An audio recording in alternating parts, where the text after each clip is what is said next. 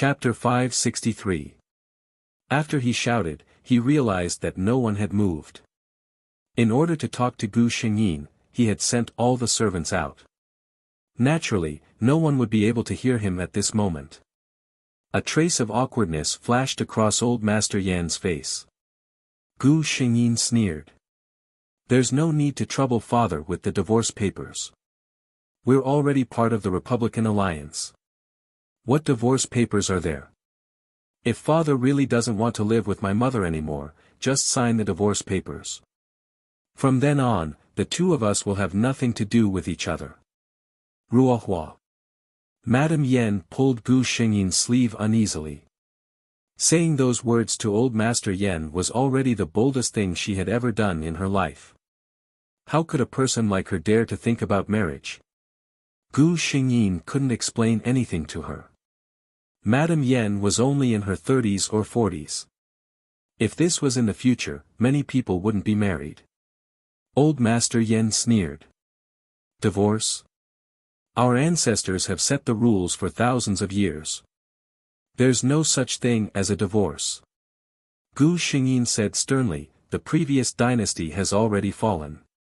If father says something like this again, you'll have to worry about people from Xianping City's security department." When old Master Yen heard the name of the security department, a trace of fear flashed through his eyes. He forced himself to keep up appearances.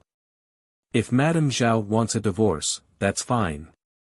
For so many years, she's been using my Zhao family's money. Her dowry was almost all given to you as a dowry. As long as you two are willing to leave the marriage with nothing, I can agree to your request. Also, Yen Ruohua, you can ask to be removed from the clan. Madame Yen looked at this person in disbelief. She didn't think that he would be so heartless after being married for more than 20 years. Removing Ruohua from the clan meant that she could no longer receive the protection of the Yen clan. After old Master Yen passed away, Yen Ruohua wouldn't be able to receive any of the Yen clan's wealth. All right. Gu Xingyin agreed. I don't want anything from the Yen clan. It was already a pleasant surprise to be able to pull Madame Yen out of this pit of fire. She wasn't greedy for the Yen clan's little wealth. Now, the benefits that White Cloud Cloth Store could bring her were beyond the imagination of the Yen family. Old Master Yen looked at them coldly. I hope you won't regret it. Gu Xingyin replied bluntly, Don't worry, Old Master Yen. Even if I, Gu Xingyin, fall in the future, I will never step into the Yen family again. She supported her mother out of the door. As soon as she stepped out of the door, Madame Yan's body, which had been holding on for a long time, went limp. Fortunately, Gu Xingyin supported her. Mother's Ruohua, what are we going to do in the future? She was now worried about the future of mother and daughter. It doesn't matter, mother. I'll take care of you in the future. Gu Xingyin comforted her. Madame Yen was still worried. She couldn't imagine what kind of life she would have in the future. However, although she was hesitant, she did not regret it. At the very least, her Ruohua would not have to marry into such a family and be trampled upon by others. Gu Xingyin returns to her courtyard. She immediately instructs Mama Lin to find the elders of the Yen clan. She smiles and goes to pack her things. The two of them are so scared that they quickly ask what happened. Gu Xingyin briefly explains what happened. Xiao Xiao is already filled with righteous indignation. Even Mama Lin can't help but complain that old Master Yen is too heartless. Mama Lin doesn't dare to delay Gu Xingyin's order. She quickly goes to find the elders of the Yen clan. Madame Yen is a little confused. Why do you ask Mama Lin to find the elders of the Yen clan? Gu Xingyin personally fetches water for her mother to wash her face. Of course, to be a witness. She also wants to leave a backup plan. If old Master Yen finds out what she did in the future, it will be troublesome if he uses the relationship between her parents and the Yen clan to blackmail her. It's better to cut her in half. Chapter 564. Under the witness of the elders of the Yen family, Madame Yen and Old Master Yen signed the divorce agreement. Gu Xingyin also personally signed a letter, stating that she would no longer have anything to do with the Yen family in the future. Old Master Yen also signed his name on it. Fortunately, Xiao Xiao and Mrs. Lin were both part of Gu Xingyin's dowry at the time, so their marriage contracts were all in Gu Xingyin's hands. They could directly go with Gu Xingyin. Under the supervision of the two old servants sent by Old Master Yen, Madame Yen. No, she should be called Madame Zhao now. Under the supervision of the two old servants sent by Old Master Yen, she only brought 2 sets of clothes with her. Even the jewelry on her body was removed completely before she left the house. When she stepped out of the Yen family's mansion, Zhao Shi's body trembled. She didn't know how long it had been since she stepped out of this door. To her, the outside of the door was like another world. Gu Xingyin understood her thoughts. Most of the time, it wasn't the outside world that was scary, but the world in her own heart that she imagined for herself most of the time. It wasn't this door that locked them in, but herself. A carriage was already parked outside the door. Xiao Xiao had called for it in advance. Gu Xingyin helped Xiao Shi into the carriage. They went to the platform and bought tickets to Yuncheng. It was Xiao Shi's first time going to a place so far away. It was also her first time taking a train. It was her first time sitting in the same space with so many strangers. All of this was so unfamiliar to her, and it also scared her. Zhao Shi wasn't sure if she would dare to say those words again if she was given another chance. However, she looked up at her daughter. Her Ruohua was sitting so vividly beside her. No matter what price she had to pay, it was all worth it. After arriving at Yuncheng, Zhao Shi's eyes couldn't turn away. There were all kinds of people on the streets here. She even saw people with fair skin and golden hair. Many women were wearing clothes that she had never seen before. They had a fragrance on their bodies as they walked past her. There were also many people sitting in small cars that were pulled by people. Gu Xingyin took her back to the rented courtyard. "This is where you live, Ruohua?" Zhao Shi asked in surprise. It was different from the standard old-style residence of the Yen clan. There were already many new things in this small courtyard. Especially after Gu Xingyin's arrival, for the sake of comfort, after obtaining the consent of the owner of the hospital, he installed transparent glass windows, installed curtains with his own design, and placed a soft sofa in the room. Whether it was the glass, the sofa, or the overhead light, Mrs. Zhao had never seen them before. What she had seen and heard in the past half a day had completely overturned what she had known for the past 30 years. The rooms were all ready-made. While Madame Zhao was bathing, she stared at the bathtub for a long time in amazement. The Yen family has never seen these before. She suddenly felt a secret delight in her heart. Even Old Master Yen had never seen these things before. He thought that he and Ruohua would not have a good life after coming out. Who knew that life here was much better than Xianping City? But she also knew that these things were definitely not something that ordinary people could afford to enjoy. At night, after she finished washing up, she wore the pajamas that Gu Xingyin gave her. After hesitating for a long time, she finally pulled Gu Xingyin and quietly asked, "Living in a place like this must cost a lot of money, right? We're outside now, so it's better to save some money." Chapter 565. Gu Xingyin laughs, "Mom, don't worry. I'm a big boss now. It's nothing." Zhao doesn't believe it. "What big boss?" "You're a girl," Gu Xingyin interrupts her, "I'll take you to buy clothes tomorrow. You'll know then." Zhao still wants to say something, but Gu Xingyin hurriedly says, "Oh, I'm so tired today. I'm so tired." Zhao hurriedly says, "Then have a good rest." Gu Xingyin chuckles and quickly says, "Mom, you should also have a good rest." Zhao tosses and turns in bed for half a night without falling asleep. She still feels a little unreal in her heart. Did she just leave the Yen family like this? Did she come to such a strange place? For the first time, she doesn't have to wash feet and drink tea at night. She doesn't have to sleep in her clothes because she is afraid that Master Yen will drink something or get up at night. Zhao gets up early as usual in the morning. When she looks around, she remembers that she doesn't have to do anything. She simply gets up. Mrs. Lin is preparing breakfast. When she sees her, she smiles and says, "Mrs. Lin, you're awake. You can take a walk in the yard first. Breakfast will be ready soon." She used to call this breakfast. Breakfast is a new word she has learned recently. Zhao Shi walked around the courtyard. Gu Xingyin had bought a few pots of flowers and placed them here. They were all blooming well. Birds were chirping in the treetops, and the footsteps of pedestrians could be heard outside the courtyard. Occasionally, a hawker would yell at the top of his lungs. This is a place full of vitality. When she enters the door, Gu Xingyin has already got up. Breakfast is millet porridge.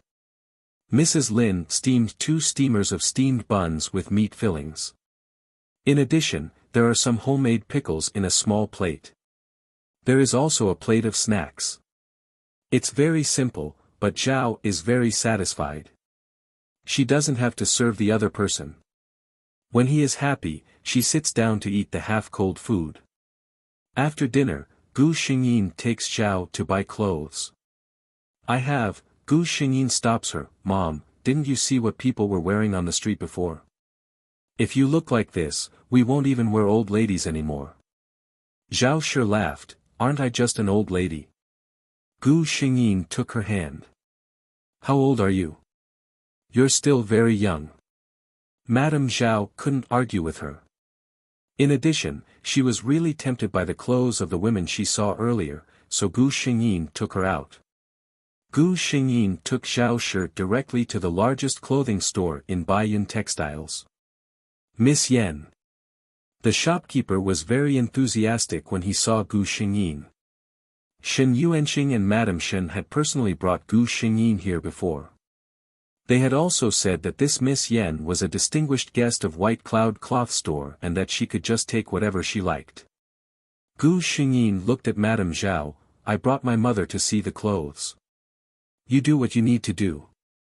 There were still many customers in the shop looking at the clothes. Madame Zhao didn't know how to choose at all. She looked at her daughter for help. Gu Xingyin carefully glanced around the shelves and took down 2 sets of dresses. One was light blue, and the other was light purple. Madame Zhao's skin was very white. This color was just right. There was a place in the store for trying on clothes, but Gu Xingyin didn't see Madame Zhao go out for a long time. She felt that something was wrong, so she walked in and called softly. After a while, she heard Madame Zhao's shy voice. "How can I wear these clothes out?"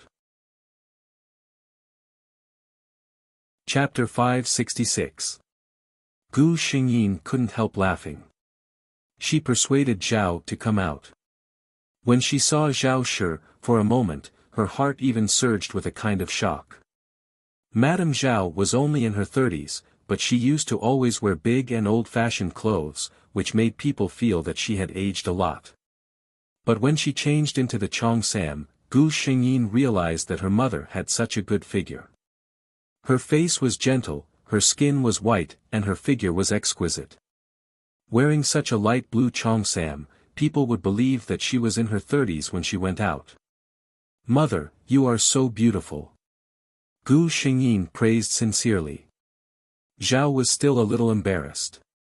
When she heard Gu Xingyin's words, her face turned red. She said angrily, "You are old. Don't talk about beauty." At this time, another customer in the shop said to the waiter, "Do you have any more of the Cheongsam you are wearing? Give me a set." The woman who spoke looked at Zhao Shi with admiration in her eyes. Gu Xingyin said with a smile, "Look, others also think it is beautiful."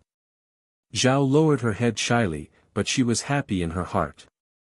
There was no woman who didn't care about her appearance.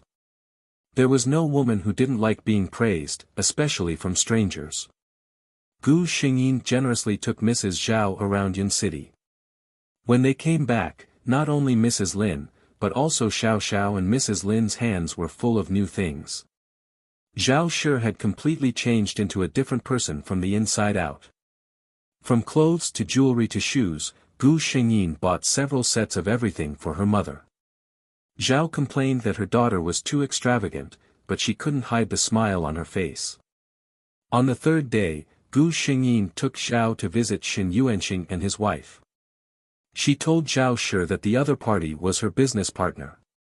Looking at the Western-style house of Shen's family, there were gorgeous chandeliers on the ceiling, and there was even a small fountain in the garden.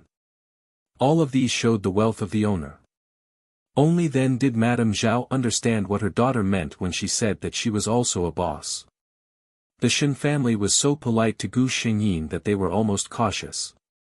Once again, she had a new understanding of her daughter. It turned out that Ruohua had already become such an outstanding woman without her knowing anything. No wonder she was so confident when facing the Yan family. No wonder she gave up on the Yan family's assets without hesitation. Lady Zhao didn't know what to say.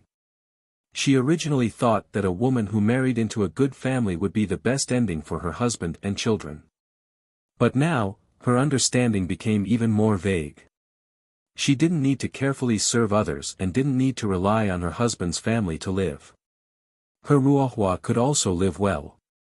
Mrs. Shen was very friendly when she heard that she was Gu Xingyin's mother. After all, Lady Zhao was the wife of a noble family. Although she might not have much knowledge, her manners were excellent. This made Lady Shen even more curious about Gu Xingyin's identity. The meeting this time allowed Zhao Shi to be completely at ease. The worries in her heart were also put down. She and Lady Shen had become good friends. Although there was no lack of Lady Shen's intention to befriend her, Lady Zhao had a good personality. After getting along with her for a long time, very few people could dislike her. A month later, Lady Zhao was already able to dress up fashionably and beautifully and go shopping with Lady Shen. Especially after knowing that her daughter was the guest in the forest who was especially popular with women in Yuncheng and the owner of Baiyun Cloth Company, she didn't hesitate to spend money. Women, as long as there was a change in their mindset, everything would slowly change for the better. Chapter 567. Since Mrs. Shen was her old friend, Zhao was not so clingy to her daughter. Today, she made an appointment with Mrs. Shen to watch the opera. Gu Xingyin was bored at home alone.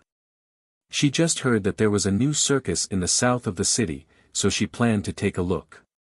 Xiao Xiao went to Baiyun Textiles to get the new clothes samples today. Mrs. Lin stayed at home to look after the house, so Gu Xingyin had to go alone. The circus was not bad. It would be better if there was no later episode.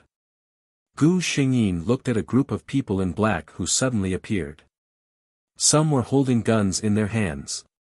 Of course, most of them were holding knives or iron rods. Then, the handsome young man who was performing the trapeze in the circus just now didn't know where he hid his weapon. The two sides began to fight directly. The people who came to watch the show were the ones who suffered. Unfortunately, Gu Xingyin was one of these people.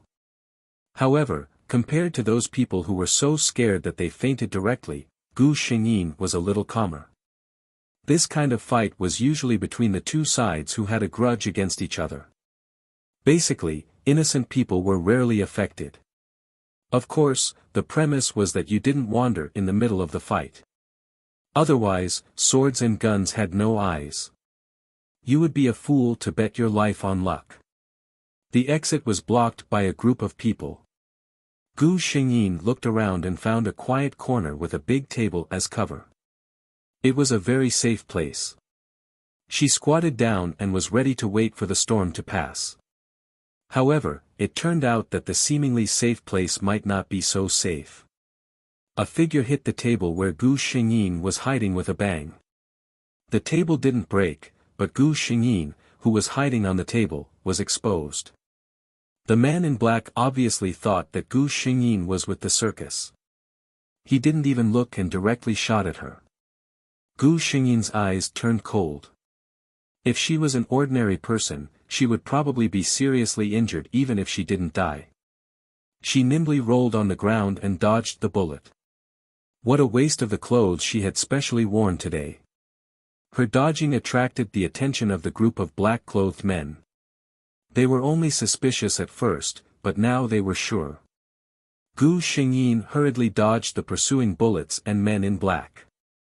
She was about to reach the door. Her arm was suddenly pulled by someone, and her whole body fell into a cold and hard embrace.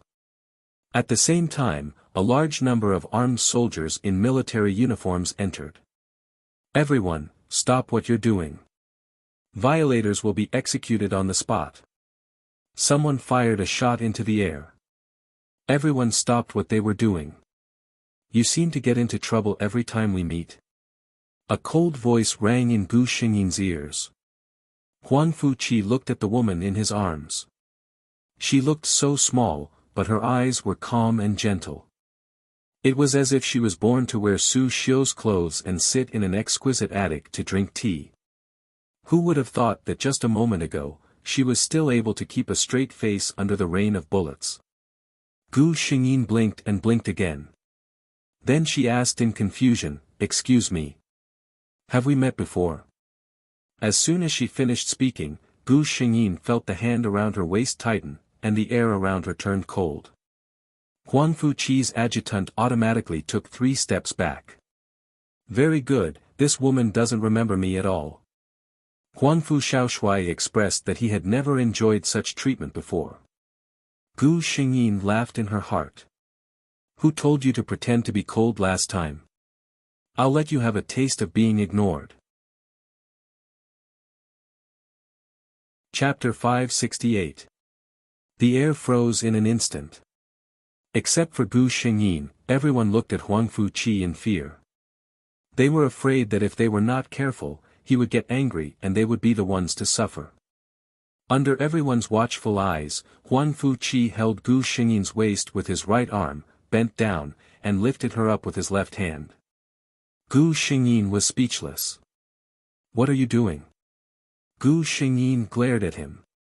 Put me down. Huang Fuqi turned a deaf ear. Young Marshal Huang Fu, you're kidnapping an innocent woman. Gu Xingyin was furious. This man looked like a gentleman, but why did he look like a hooligan? Huang Fuqi stopped and lowered his head. The corners of his lips lifted slightly. Now you know who I am. Gu Xingyin was speechless. This man was not only a hooligan, but he was also narrow-minded. She struggled hard, but she couldn't break free. No matter how hard she tried, she still couldn't break free. Well, strength wasn't on the same level. Young Marshal Huang Fu, what are you trying to do? Huang Fuqi carried her all the way to the car, threw her into the trunk, closed the door, and got in himself. He did it in one go. I like you. Didn't you say so yourself? You're trying to steal me.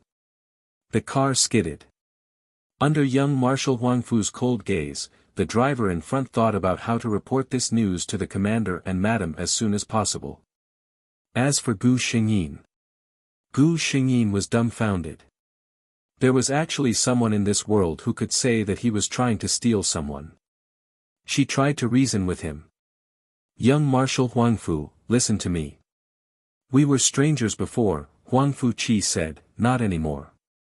Gu Xingyin said, if I suddenly disappear, my family will be worried. Huang Fuqi said, don't worry, it won't take up much of your time.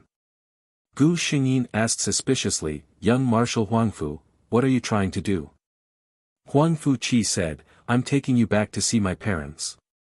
Gu Xingyin was speechless. She looked down at her appearance. Her dress was dirty because it had been rolled on the ground earlier. Needless to say, her hair must be messy at this moment. She was going to see his parents with such an appearance. No, wasn't the point. He was just casually taking a woman whom he had only met twice to see his parents. This was too casual. Gu Xingyin said, young Marshal, this kind of thing requires a foundation of feelings. If you're just looking for a shield, I'm not suitable. Huan Fuqi turned his head and looked at her seriously. I have a lot of feelings for you. Except for you, no other woman can make me like this. Since I've taken a fancy to you, there's no other way. I have no intention of using you as a shield. This man's side profile was extremely handsome. When he spoke seriously, he could easily mesmerize all women. That was if they didn't hear him. Gu Xingying chose to keep quiet because of her. In front of this man with the logic of a robber, anything she said was useless. The car drove into a Western-style building with a white carved fence. Huan Fuqi pulled Gu Xingying into the house. A noblewoman in a navy blue dress was playing with a cat. When she saw Huan Fuqi and Gu Xingying, she stood up in surprise. Tong Feng, who is this? Tong Feng was Huan Fuqi's courtesy name.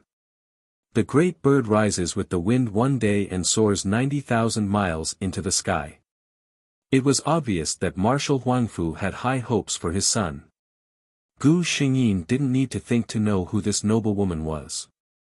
She was dressed like this, and she even addressed Huan Fuqi as such. Huan Fuqi pulled Gu Xingying forward and answered his mother's question. Your daughter-in-law. Chapter 569. As soon as he finished his words, the cat in his wife's hand screamed miserably and then struggled to jump out of her arms. The marshal's wife came to her senses. Looking at the white cat's fur in her hand, she realized that she had lost her composure. She looked at Gu Xingying with a very strange expression. Gu Xingying could feel that there was no malice in her eyes. It seemed that the marshal's wife saw that Gu Xingying was a little uncomfortable. Looking at Gu Xingying's embarrassed appearance, she understood. She looked at her son reproachfully. How could you let a girl make herself look like this? Then she looked at Gu Xingying kindly. I'll ask someone to take you to change first. Gu Xingying thanked her. Madame Huangfu asked the maids to prepare new clothes for her and took her to freshen up. After Gu Xingying left, Madame Huangfu could not restrain the joy in her heart. She said to Huan Fuqi, which family is this girl from? How long have you known each other? Are you in love with each other? Huan Fuqi answered methodically, her name is Yan Ruohua. We have known each other for a few months. He directly avoided the latter question. The marshal's wife, who knew her son's character well, immediately knew that her son was still in love with her unrequited love. The marshal's wife became more interested in Gu Xingying. Although her son was a little cold, no matter his family background or character, he was the most attractive girl. How could she not be moved? However, the marshal's wife muttered, her surname is Yan. There seems to be no rich family surnamed Yan in our Yuncheng. But she immediately felt relieved. We don't need a daughter-in-law from a noble family to keep our face. It's good enough that her family background is clean. It was not easy for Tong Feng to find a girl he liked. The marshal's wife was very pleased. However, the next second, she was shocked by her son's words. Huan Fuqi said, she was married before, but unfortunately, she met the wrong person. Now she has divorced. This. The marshal's wife frowned. Could it be that her son actually liked this kind of woman? It didn't matter if the daughter-in-law of the marshal's residence had a lower background, but she couldn't quite accept this woman who had been married before. In the hearts of all mothers in the world, their sons would always be the best. Even a fairy would be a match for them. What's more, their family's Tong Feng was top-notch in everything. How could the marshal's wife accept that he had fallen in love with a woman who had divorced him? Tong Feng, it is impossible for the marshal's mansion to accept a young madam who has remarried, the marshal's wife said to Huan Fuqi solemnly. Huan Fuqi's expression did not change. Then your son will not accept any other woman besides her.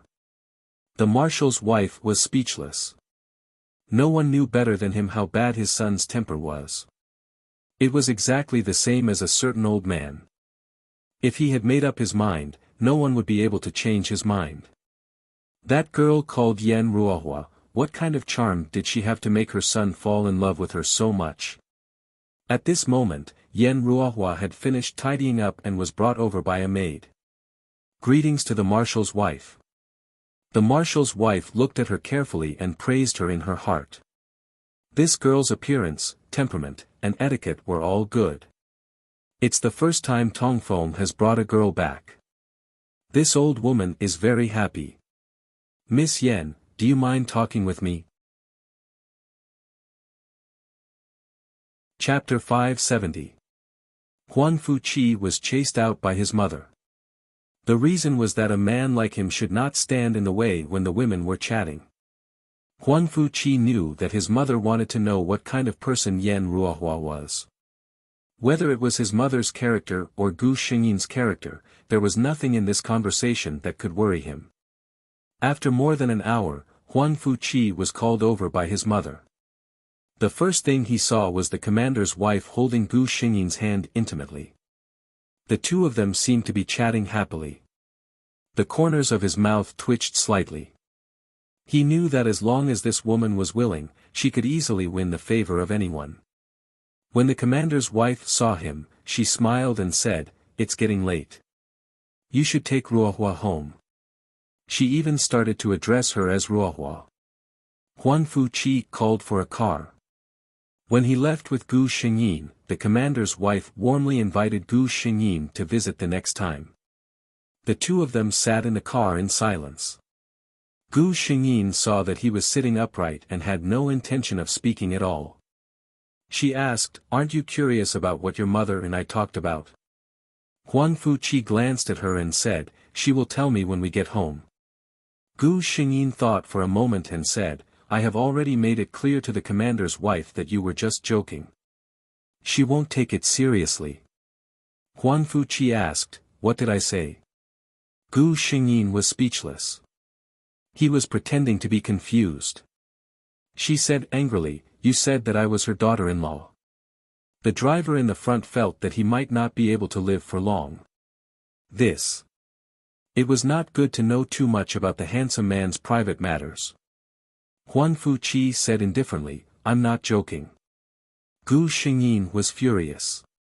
"Do you know who I am? What's the situation at home? What kind of experience have I had? This is not a child's play. Young Marshal, I still cherish my reputation very much." Huan Fuqi turned around and looked at her in confusion.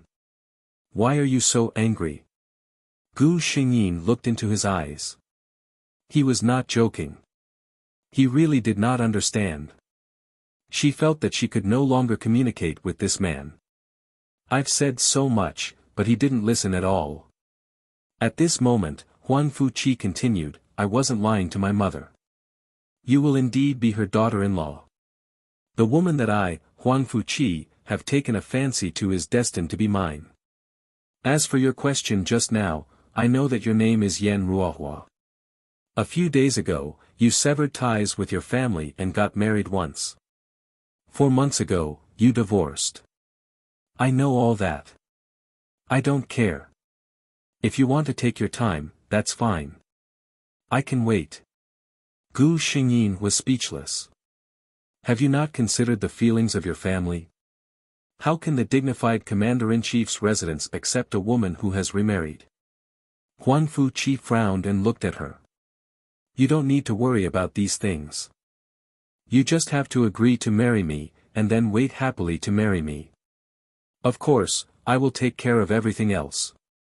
In his mind, this was the only thing Gu Xingyin needed to do. As a man, how could he let his woman worry about anything else? Of course, what Huangfu Shaoshui did not say was that even if Gu Xingyin did not agree, he would snatch her away. The men of the Huangfu family had never been gentlemen. Chapter 571. When Lady Zhao came back, she happened to see Huan Fuqi open the car door and let Gu Xingyin out. She was a little surprised by this scene. "Mother!" Gu Xingyin called her. "Hey! Lady Zhao walked to her daughter, looked at Huang Fuqi, and asked politely, "This is?" "Hello, mother-in-law." Huang Fuqi bowed. "I'm Huang Fuqi." Lady Zhao was so shocked by this that she covered her mouth with a handkerchief. She had heard of Huang Fuqi's name after so many days in Yuncheng. How did her daughter provoke such a big shot? She looked at her daughter reflexively. How long had it been since they last met, and Ruohua had found her a son-in-law? Gu Xingyin shook her head helplessly. After all, it was related to her daughter. Although Huang Fuqi's aura was very scary, Lady Zhao still bravely put on a cold face. "Young Marshal Huangfu, please be careful with your words." After saying this, Lady Zhao's heart calmed down a lot. She continued, "Our Ruohua is a girl. If you speak like this, it's not good for her reputation." After saying this, she pulled Gu Xingyin behind her, as if she was worried that Huang Fuqi would get angry. Unexpectedly, Huang Fuqi nodded and apologized to her. "I didn't think it through, Lady Zhao. I will send the betrothal gifts to Ruohua as soon as possible to confirm our relationship." After saying this, he nodded to the two of them, got in the car, and left. Lady Zhao pulled her daughter into the house in a trance. "Tell me, what's the situation?" Lady Zhao rarely acted like a mother. Gu Xingyin was also a little helpless. If it weren't for her, anyone would be confused about this matter. Huang Fuqi's character was unpredictable. If it were a real stranger with a strong temper, they might hate him. She sighed and told her about today's experience. "So, today is only the second time you've met?" Gu Xingyin nodded. "Ruohua, you have to be careful. If you don't like young Marshal Mu, we won't marry him. At worst, we won't live in Yuncheng. Let's go to the south." Zhao comforted Gu Xingyin. Gu Xingyin felt warmth in her heart. In such a situation, if one had even the slightest bit of selfishness in their hearts, they would probably think that this was a joyous occasion. They would feel that being able to rely on the Huangfu clan was a great benefit. Zhao Shi simply asked if she was willing. When Gu Xingyin heard her words, she lowered her head and remained silent. After all, Madame Zhao was a woman. When she saw her daughter's reaction and recalled Huang Fuqi's appearance and character, what else did she not understand? In his daughter's heart, it wasn't as if she didn't have any thoughts about him, right? That's right, how many women would be able to resist such a man? Zhao Shi asked herself in her heart, if time could go back 20 years, she might also have a crush on him. Her daughter's reaction made Zhao Shi feel relieved, but she immediately began to worry for her. It was the Huangfu clan. It was not an ordinary large family, but the clan in charge of the entire 8 provinces in the northwest. If it had been in the previous dynasty, it would have been no problem for the Huangfu clan to sit on half of the country and be independent. With her daughter's ability, if it had been an ordinary family, she could have won a seat with her own ability. But if the Huangfu clan was not satisfied with her, she couldn't even find someone who could support her. Zhao Shi was very worried in her heart. The Huangfu clan. When Huang Fuqi returned home, he went straight to find his mother. Chapter 572. Marshal Huangfu also came back, and the two of them were sitting and chatting. Marshal Huangfu was a middle-aged man with a big belly. He always had a smile on his face and looked very kind. Of course, if you really thought that he was a kind person, you would be deceived. How could a man who could control hundreds of thousands of troops in the 8 provinces in the northwest be as kind as he looked? Tong Feng, you're back. Your mother just told me that you like a girl. Marshal Huangfu asked his son to sit down. Huang Fuqi nodded and turned to ask his mother, what did you talk about with her? Mrs. Marshall pushed a plate of peeled longans in front of him and said, nothing much. We just asked about her interests and hobbies. I like her personality. Huang Fuqi nodded and stopped talking. But Marshal Huang Fuqi said, son, I heard that the girl you like has been married before. My son is so outstanding. How can you marry a married woman? I don't agree. Huan Fuqi said indifferently, I want to marry her. It's none of my business whether you agree or not. Marshal Huan Fuqi was speechless. You've grown up. You don't even care about your father, do you? Huan Fuqi didn't speak. Marshal Huan Fuqi said angrily, is that woman really so good? Huan Fuqi nodded. In my heart, no one can compare to her. Marshal Huan Fuqi asked, it has to be her? Huan Fuqi nodded. It has to be her. Marshal Huan Fuqi changed the topic. But I heard from your mother that she didn't agree with you. Huan Fuqi said. It doesn't matter. She has to marry me anyway. Marshal Huan Fuqi slapped the table. Good. I like your domineering temperament. You're exactly the same as me back then. As soon as he finished speaking, he received a warning look from Mrs. Marshal Huan Fuqi, so he quickly changed his tone. It's not that easy to enter the door of my marshal's mansion. Huan Fuqi knew what his parents were doing. He said, what do you want? Marshal Huan Fuqi looked at Mrs. Marshal Huan Fuqi. Mrs. Marshal Huan Fuqi said, it's your own business to marry a wife, but you will be the head of the Huangfu family in the future. Your wife will be the madam of the Huangfu family. She represents the face of the Huangfu family. Of course, let's not talk about these empty words first. Your wife, she has to be able to convince the masses, right? In the future, she had to have enough confidence in front of those madams in Yin City, right? Can Miss Yen do all this? Huan Fuqi looked at his mother in confusion. She's my wife. Who dares to gossip about her? Madame Huangfu put down the teacup in her hand. Tong Feng, just because you don't say it doesn't mean you don't say it in your heart. I'm not being picky when I let your wife do this. It's for her own good. Marrying into a prestigious family was not a good thing for some women. If she can do it, you won't have any objections. Marshal Huangfu did not speak. Madame Huangfu nodded. Huan Fuqi suddenly opened his mouth and said, oh, there's something I forgot to tell you. That forest visitor is Ruohua. Forest visitor. The marshal repeated the name. He felt that it sounded familiar. He suddenly slapped his thigh. Is it that female scholar who encourages women to oppose men taking concubines all day long? At the mention of this, the marshal gritted his teeth. Chapter 573. He had heard the name Lin Jianke a lot these days. That woman was the nemesis of men like them. Why should a woman be nice to herself? Why should a woman depend on a man to live? Why should a woman tolerate a man having 3 wives and 4 concubines? Wasn't that what she should do? Why were there so many questions? The point was that many women's emotions had been stirred up by her. Now, it was said that a small number of women had proposed to divorce their husbands. In Yuncheng, women even began to apply for some easy positions. Now there were already literati in Yuncheng daily denouncing that women came to take their jobs and ignored their families. They were putting the cart before the horse.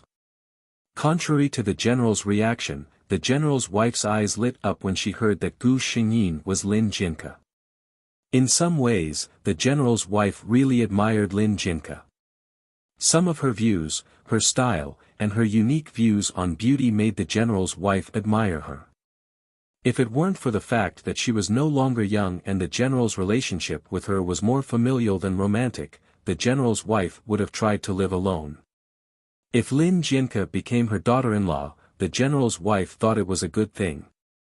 However, the general asked Huan Fuqi a series of questions that hit the nail on the head. I read the comments of Lin Jianke in the newspaper.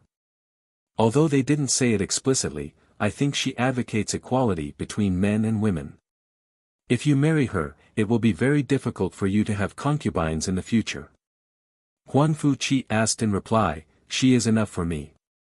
Why do I need so many women? When mentioning other women, Huangfu Shaoshuai's face was full of disgust. Huangfu Shaoshuai was stumped by the question. He had no answer to this question. Which rich and powerful man wouldn't want to have two women on his left and right arms and enjoy the blessings of two wives?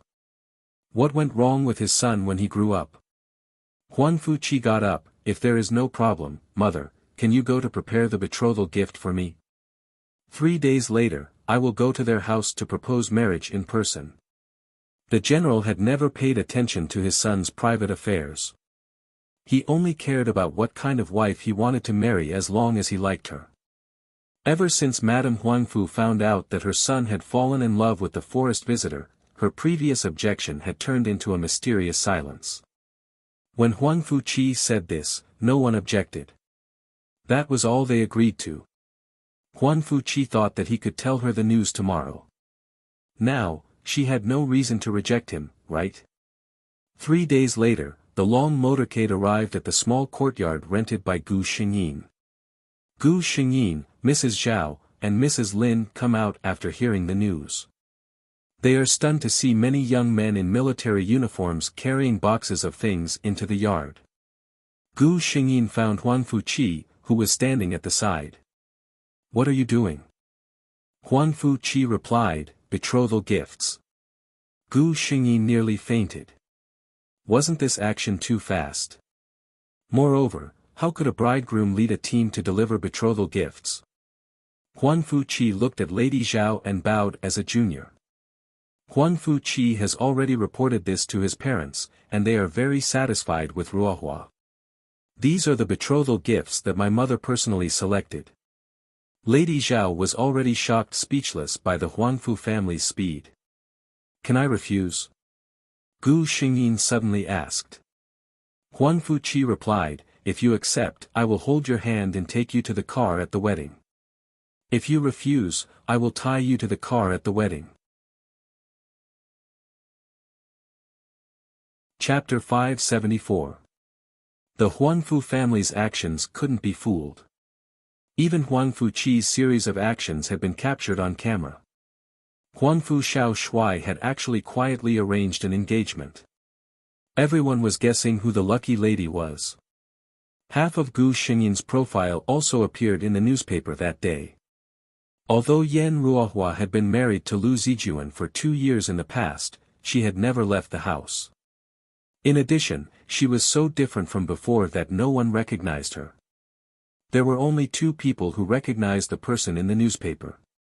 One was Lu Zijuan, and the other was Shen Yuanqing. Both of them were shocked, but their shock was different. One was in disbelief, while the other was ecstatic. When Lu Zijuan saw the newspaper, he was eating outside with 2 of his classmates. He had been in a bad mood recently because Yunyi had completely ignored him for some reason. She didn't want the jewelry and clothes he bought for her. He couldn't even enter the theater of Yunxi's class. The 2 classmates knew about his relationship with Lu Yunyi, so they tried to persuade him. Actresses are heartless. Lu Yunyi's behavior clearly shows that she's hooked up with a bigger sugar daddy and kicked him away. Lu Zijuan refused to believe this fact. He didn't believe that his Yunyi was such a woman. He believed that their love was pure and beautiful. His 2 classmates had no choice but to drink with him to drown their sorrows. Someone happened to be hawking newspapers outside, and one of his classmates bought a copy. Ms. Lin Jianke is going to publish another article today, right? She hasn't removed it yet. What is she going to say today? Lu Zijuan's male classmate was a fan of Lin Jianke. He felt that such an independent, progressive, and thoughtful woman was most in line with the imagination of men like him.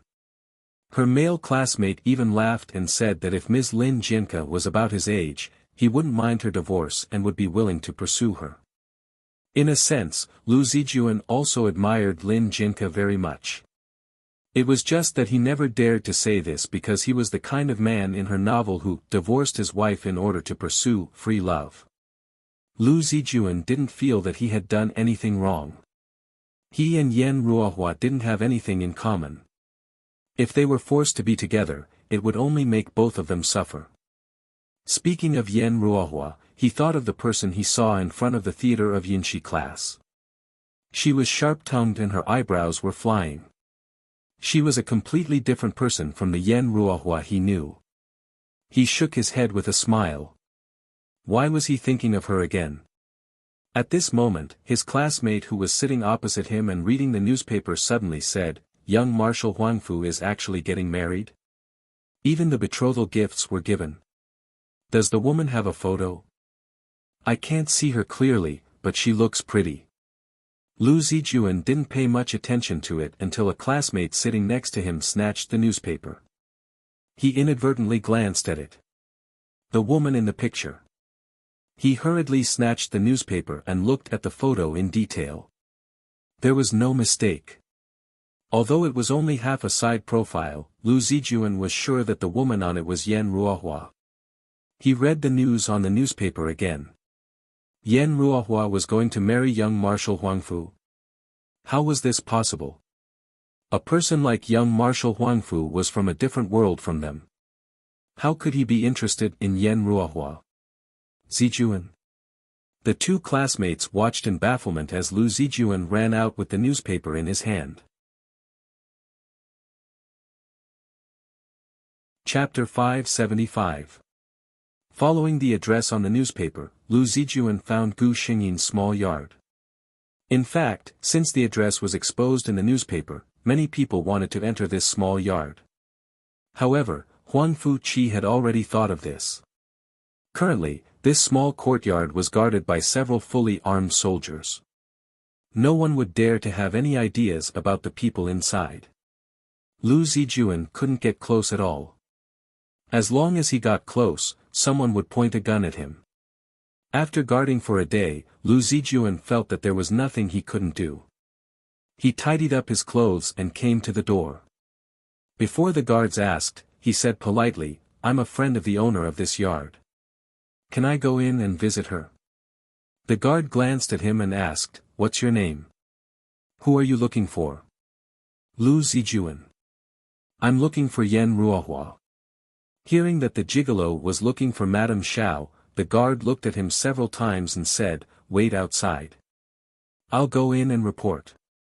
How could he be so arrogant? Lu Zijuan was dissatisfied. Soon the guard came out and looked at Lu Zijuan with a strange look. "Madame Xiao said she didn't know you. You're not a newspaper reporter, are you? I've met a lot of people like you in the past 2 days."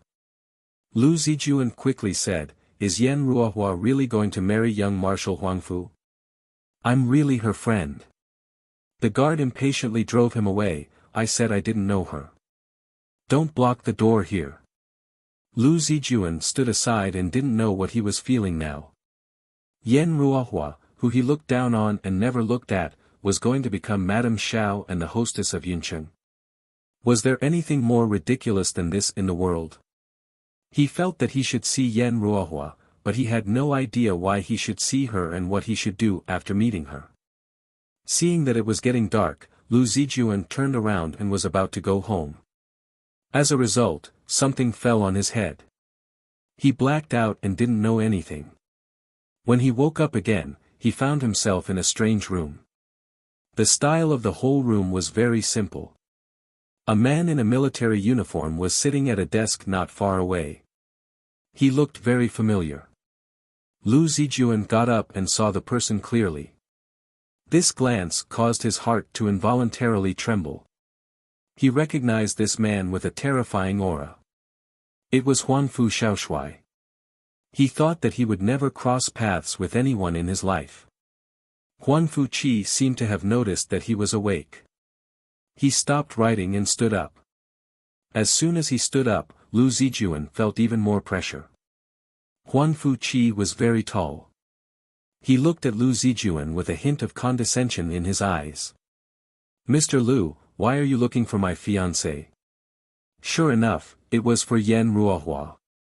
Lu Zijuan knew that he had never interacted with Huangfu Qi before. Now, the only connection was that his ex-wife was Huangfu Qi's current fiancée. He summoned his courage and looked at Huangfu Qi. The other party's figure was tall and straight, his features were handsome, and his status was even higher. A man who could make all other men feel inferior. Why? That woman, Yen Ruohua, could still find such an outstanding man after leaving him. For some reason, he blurted out, "You're right. Young Marshal Huangfu, did you know that your fiancé was married before?" Chapter 576. As soon as he said this, he regretted it. Since when had he become such a despicable person? Then, a hand squeezed his neck tightly. A strong sense of suffocation surged.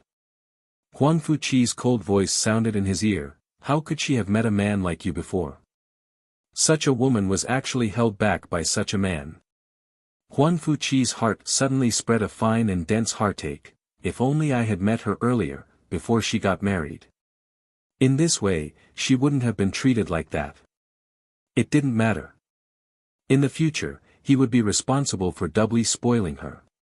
Seeing that Lu Zijuan's face had begun to turn purple, Huangfu Qi loosened his hand and Lu Zijuan was thrown to the ground. Huangfu Qi seemed to have just encountered something dirty. He took a cloth towel from the desk and carefully wiped his hands. "The person you abandoned like a pair of worn-out shoes is the treasure of my life. Lu Zijuan, don't let me see you trying to get close to her again. Otherwise, next time, I won't let go."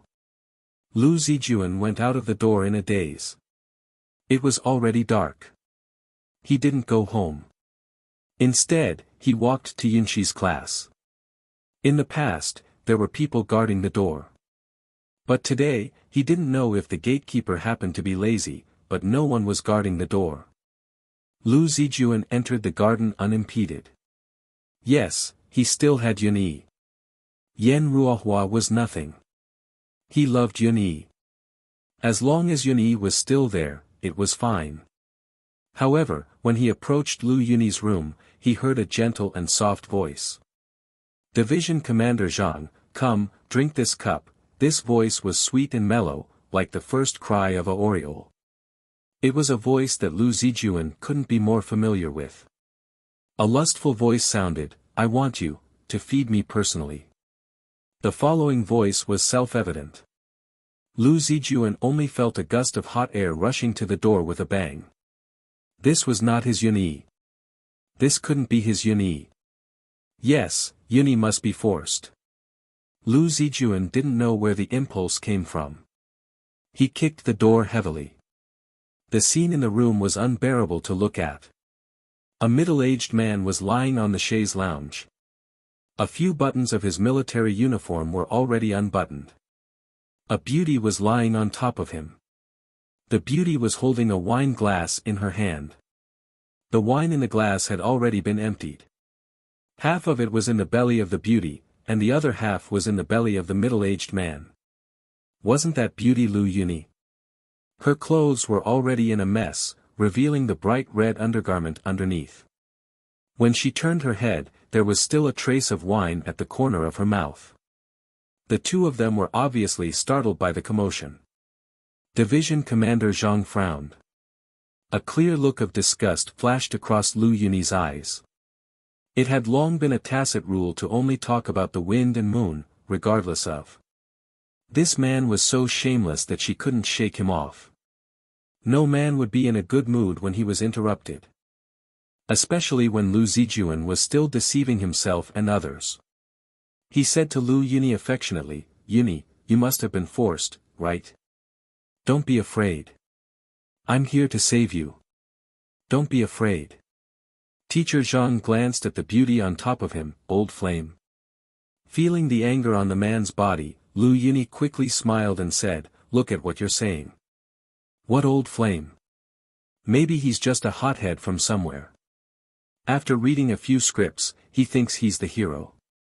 Lu Zijuan looked at Lu Yunyi in disbelief. It was as if this was the first day he knew this woman. Chapter 577. Did she not remember all the sweet and affectionate vows they had made to each other? He had even promised to marry her. The man who was addressed as Division Commander Zhang laughed when he heard Lu Yunyi's words. He snorted nonchalantly, his voice full of viciousness. Since you don't know him, take him away and beat him up. Someone came in from outside the room and pulled Lu Zijuan, who was standing in a daze, away. Only then did Lu Zijuan react. He said to the people who were pulling him, "Let go of me, what are you doing? What you're doing is against the law." Division Commander Zhang suddenly stopped his actions and said, "I suddenly changed my mind. Don't drag him away. Right here, beat him up." After he finished speaking, he reached out and hooked Lu Yuni. Lu Yuni softly fell onto him with a cry. "Come, serve me well. Let this little brat see what's good for him." Heavy punches landed on his body. Not far away, he could hear the sounds of the woman he loved having sex with another man. Lu Zijuan felt that at some point, his heart had died just like that. Pfft. He finally could not hold it in and spat out a mouthful of blood. "Reporting to Sir, he has fainted," one of the men said. One of the men who attacked Lu Zijuan said. "Motherfucker," Lu Zijuan's voice was too seductive. His anger was ignited, and he had nowhere to vent it. He could only vent his energy on Lu Zijuan. His punches and kicks were merciless. "Oh, he's not dead, right?" Division Commander Zhang's lazy voice came from the curtains, with a hint of satisfaction after sex. That person replied, "We know our limits. We won't kill him. Carry him out and throw him far away. Don't let me see him when I go out and ruin my mood." Yes. The door opened and closed. Their footsteps could be heard further and further away. "Damn it, it's the middle of the night, and we still have to run errands." A soldier spat on the ground and threw Lu Zijuan on the ground. Thinking about it, he still felt angry. He reached out and kicked Lu Zijuan's leg. Lu Zijuan, who had fainted, could not help but groan from the sudden pain. Forget it, forget it. Let's go." Another person couldn't bear to watch any longer and persuaded. On the evening of the second day, the Lu family finally found Lu Zijuan not far from the city gate. His body was covered in wounds. This scared the hell out of him. It was said that Madame Lu fainted when she saw Lu Zijuan like that. When the doctor came and told her about her situation, old Madame Lu, who had recovered with great difficulty, closed her eyes and fainted. The doctor said that the other areas were only superficial wounds. Although the injuries were serious, they could be healed after a few months of rest. However, the bones in Lu Zijuan's right leg had been broken. Most likely, the doctor didn't say it out loud, but his meaning was very clear. Lu Zijuan's right leg was probably crippled. The Lu family only had one male descendant. This kind of blow was really hard for people to accept. When Lu Zijuan woke up, he still hadn't calmed down when old Madame Lu, who had been keeping watch by the bedside, pulled his hand and cried to the heavens. After a while, he finally reacted to what he had lost. When he realized that his right leg might never recover, Lu Zijuan felt that losing Lu Yuni wasn't as bad as losing Lu Yuni. Chapter 578. Gu Xingyin didn't know what exactly happened that night. She only knew that Lu Zijuan and Lu Yuni had broken up. Lu Zijuan's leg was eventually crippled, just like in the original plot. As she had expected, Lu Zijuan didn't need to do anything at all. Lu Zijuan would suffer a painful price because of his beloved Lu Yuni. He lost a leg and was disillusioned with his beloved. She didn't know which was the most unacceptable for Lu Zijuan. She didn't have much time to pay attention to those two people now because she was about to get married. Yes, Huangfu Shaoshuai's efficiency was indeed extraordinary. What Gu Xingyin was more curious about was how he managed to convince his parents to accept him. Not only the dignitaries of Yuncheng, but also the entire northwest region and even the government in the distant capital sent officials to congratulate Huangfu Shaoshuai's wedding. When the bride came out, it was indeed a strange face. Moreover, except for one person who claimed to be her mother, the only family members of the bride were Mr. and Mrs. Shen of White Cloud Cloth Company. Her surname was Yen, so she was definitely not a member of the Shen family. Judging from the expressions of the marshal and his wife, they were very happy, which meant that they were not dissatisfied with this daughter-in-law. As for the marshal, well, ordinary people didn't have the ability to see anything from Huangfu Xiaoshuai's expressionless face. However, they had heard a lot of stories before. It was said that if the marshal didn't agree, even the marshal and his wife couldn't force him to do anything. Come to think of it, this bride should be someone that young Marshal Mu himself likes. Everyone looked at the bride carefully again. At first glance, she was very beautiful. At second glance, she was also very polite and well-educated. In front of so many guests, she didn't show any stage fright. Everyone nodded in their hearts. Even the marshal was very satisfied. This daughter-in-law made him a little speechless in some ways. However, the daughter-in-law of the Huangfu family should have such a demeanor. The point was that she seemed to get along very well with the marshal. Zhao sat at the same table with the marshal and his wife, which was something she had never thought of before. She felt a little uneasy, but more than that, she was worried about her daughter. She looked at the couple without blinking and prayed countless times in her heart that young Marshal Mu would like Ruohua and treat her well. It was enough for her Ruohua to meet a bad guy like Lu Zijuan once.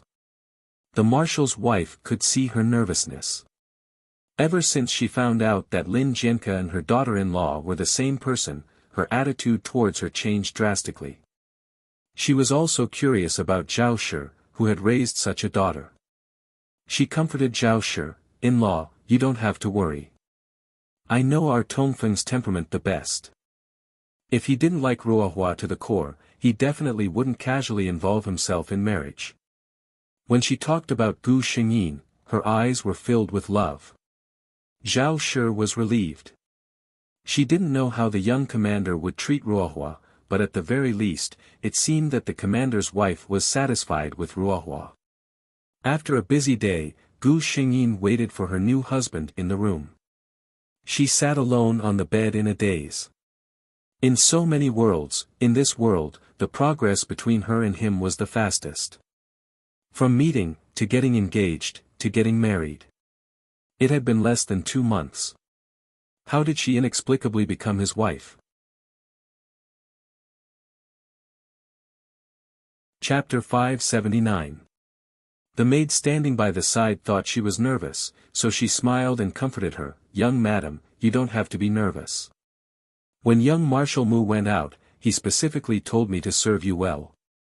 I've been in the marshal's mansion for several years, and this is the first time I've seen young Marshal Mu care so much about someone." Gu Xingyin came back to her senses and smiled at her. The door suddenly opened. Huang Fuqi, dressed in a military uniform, walked in with a gust of cold wind. The servants in the room tactfully retreated, leaving the room for the newlyweds. Neither of them spoke, and the room was so quiet that they could hear the laughter outside. Gu Xingyin didn't know what to say at this moment. She raised her head and happened to meet Huang Fuqi's burning gaze. He was staring at her without blinking, and there seemed to be a flame rising in the depths of his eyes. Gu Xingyin was no stranger to this kind of gaze. This man was aroused. Huang Fuqi saw her gaze and suddenly turned around to pour 2 cups of wine from the wine pot on the table. He handed 1 cup to Gu Xingyin. Gu Xingyin somewhat understood what he meant, but she didn't say anything. "Cross cups of wine," Huang Fuqi said concisely. He reached out and took Gu Xingyin's hand, intertwining their wrists. Gu Xingyin looked at the man's eyes, closed her eyes, and gently poured the wine from the cup into her mouth. Her body was suddenly pulled into an embrace, and the cup in her hand fell to the ground and shattered into pieces. When her body touched the soft bedding, the last thought in Gu Xingyin's mind was, "This is too fast." Young Marshal Huangfu's characteristic of only doing and not saying anything was vividly displayed. When Gu Xingyin got up the next day, Huang Fuqi helped her put on her clothes. It couldn't be helped. She seemed to have been tormented a little too hard, and she couldn't summon any strength. Huang Fuqi didn't want the maids to see her like this. For the first time in her life, young Marshal Huangfu was willing to serve her. Even so, when Gu Xingyin stepped on the ground, her legs couldn't help but soften, and she was hugged tightly by the man beside her. She unceremoniously glared at him. Huang Fuqi was startled for a moment before a trace of a smile flashed across his eyes. He reached out and lifted Gu Xingyin into his arms. "Put me down quickly. What would happen if someone saw us like this?" Gu Xingyin whispered. "It's okay. I'll put you down when we get downstairs." The marshal and his wife were already sitting in the hall. It was getting late. The marshal's wife was a little worried, but the marshal smiled. "This kid is a newlywed, and he likes her," the marshal's wife glared at him fiercely. "Watch your mouth in front of your daughter-in-law later." The marshal started from scratch. After so many years, he still couldn't get rid of the bandit spirit in his bones. At this moment, some old maids in their 40s or 50s came over and whispered a few words in the marshal's wife's ear. There was a trace of surprise in the marshal's wife's eyes, and then there was a strong joy. "Really? Are you sure?" The old maids nodded affirmatively. "I still have a good eyesight." "Young madam looks like it's her first time." The marshal looked at the two of them muttering and wondered, "What are you talking about? Can't you let me know?" The marshal's wife waved her hand to dismiss them and said a few words to the marshal happily. The marshal was also surprised. The marshal's wife's face was full of undisguised joy. Maybe she and our Tongfeng are destined to be together. Chapter 580. Gu Xingyin was carried all the way here by Huang Fuqi. Fortunately, this man saved her face and put her down before entering the house. Gu Xingyin knew that she was just deceiving herself. They probably hadn't arrived yet. Someone had already informed the other side of the situation. However, it was better than being carried into the house in front of the parents. Otherwise, they would not know how frivolous this daughter-in-law was. She held Huang Fuqi's hand and leaned almost all her important parts on him. The two of them entered the house intimately. Looking at the two of them, a smile of understanding flashed across the marshal's wife's eyes. "Father, mother." Huang Fuqi nodded at the two of them. Gu Xingyin greeted them according to how he addressed them. The marshal responded and fumbled for a small box before handing it to Gu Xingyin. This was a gift for their first meeting. It was a little heavy. Gu Xingyin's first feeling when she took it. The marshal's eyes were a little mischievous. "Open it and see if you like the gift that I, as your father-in-law, have chosen for you." Since the marshal said so, Gu Xingyin could only do as he said. She opened the box and instantly understood who Huang Fuqi's character was from. Who would give his daughter-in-law a gun on the first day of her marriage? The marshal's wife obviously did not expect that the gift that her husband had not shown her was this. She could not help but put her hand on her forehead. This was really. Gu Xingyin picked up the gun in the box lightly. This gun was obviously specially made for women. The small and elegant silver appearance looked more like an ornament than a lethal weapon. Gu Xingyin actually liked this kind of gift. She could not help but play with it in her hands. "Thank you, father." Looking at the undisguised joy in her eyes, the marshal clapped his hands and laughed. "Good. I know that you are the visitor of the forest, so I know that this kind of thing is probably to your liking." Ha ha ha. The marshal's wife looked at him helplessly. She pulled Gu Xingyin over and handed him a small box as well. "I won't prepare those weird gifts for you. Inside this box is a set of jewelry that I specially asked someone to make for you from Baoyu restaurant. There are also some land deeds and shops." "Thank you, mother." Gu Xingyin knew that the couple really approved of her if they could take out these things. Gu Xingyin stayed with the Huangfu family for 3 days. On the first day, other than meeting the general and his wife, he was resting. The next day, he met Marshal Huangfu's group of beautiful concubines and Huangfu Qi's half-sisters from different mothers. The marshal's wife never stopped Marshal Huangfu from taking in concubines, but there was one thing she did not allow those people to live in the Western-style building they lived in. Out of sight, out of mind. All the concubines and young ladies of the Huangfu family lived in another large courtyard nearby. On the third day, Gu Xingyin also rested in her room for a day. The reason was not to be told to outsiders. However, Madame Huangfu was happy to see this. According to this development, she estimated that she would soon be able to hold a grandson. However, her daughter-in-law's body needed to be nourished. On the day of returning home, Madame Zhao got up early. In fact, she had not rested well these days. She had been worried about whether her daughter was living well in the Huangfu family and whether she was not used to it. Until she saw Gu Xingyin. Her daughter's complexion could not lie. Although young Marshal Huangfu's personality was a little cold, he was really considerate to her daughter. When she saw her daughter sit down, Huangfu Qi specially took a cushion for her. Madame Zhao was so happy that flowers bloomed in her heart. Chapter 581. Many people in Yunqing were paying attention to the couple, Gu Xingyin and Huangfu Qi. Soon, Gu Xingyin's identity was dug out by some people with ulterior motives. Young Marshal Huangfu's bride turned out to be a married woman. Many people were dumbfounded at once. Some people who secretly disliked the Huangfu family even bribed some literati to slander the Huangfu family in the newspapers. The general idea was that the dignified Marshal Huangfu had found such a daughter-in-law, which was simply a disgrace. More people were laughing at Gu Xingyin. In other words, they were waiting for the Huangfu family's reaction. The Huangfu family did not disappoint them. The day after the news came out, Marshal Huangfu published a statement in the newspaper, claiming that he and his wife were very satisfied with Yan Ruohua as their daughter-in-law. As for her previous experience, it was a new era now. Why should she stick to the past? If someone maliciously smeared the reputation of the Huangfu family, he would never tolerate it. Huangfu Qi also issued a statement. Compared with his father, he was much simpler and more violent. Whoever dares to speak ill of my wife, I will make him speechless. Before these rumors could spread, they were suppressed by the Huangfu clan with thunderous force.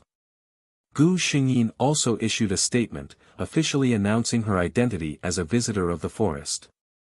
This time, she used her own experience to tell all women that women did not need to live under the oppression of some men. She could live a carefree life alone and even find her own true happiness.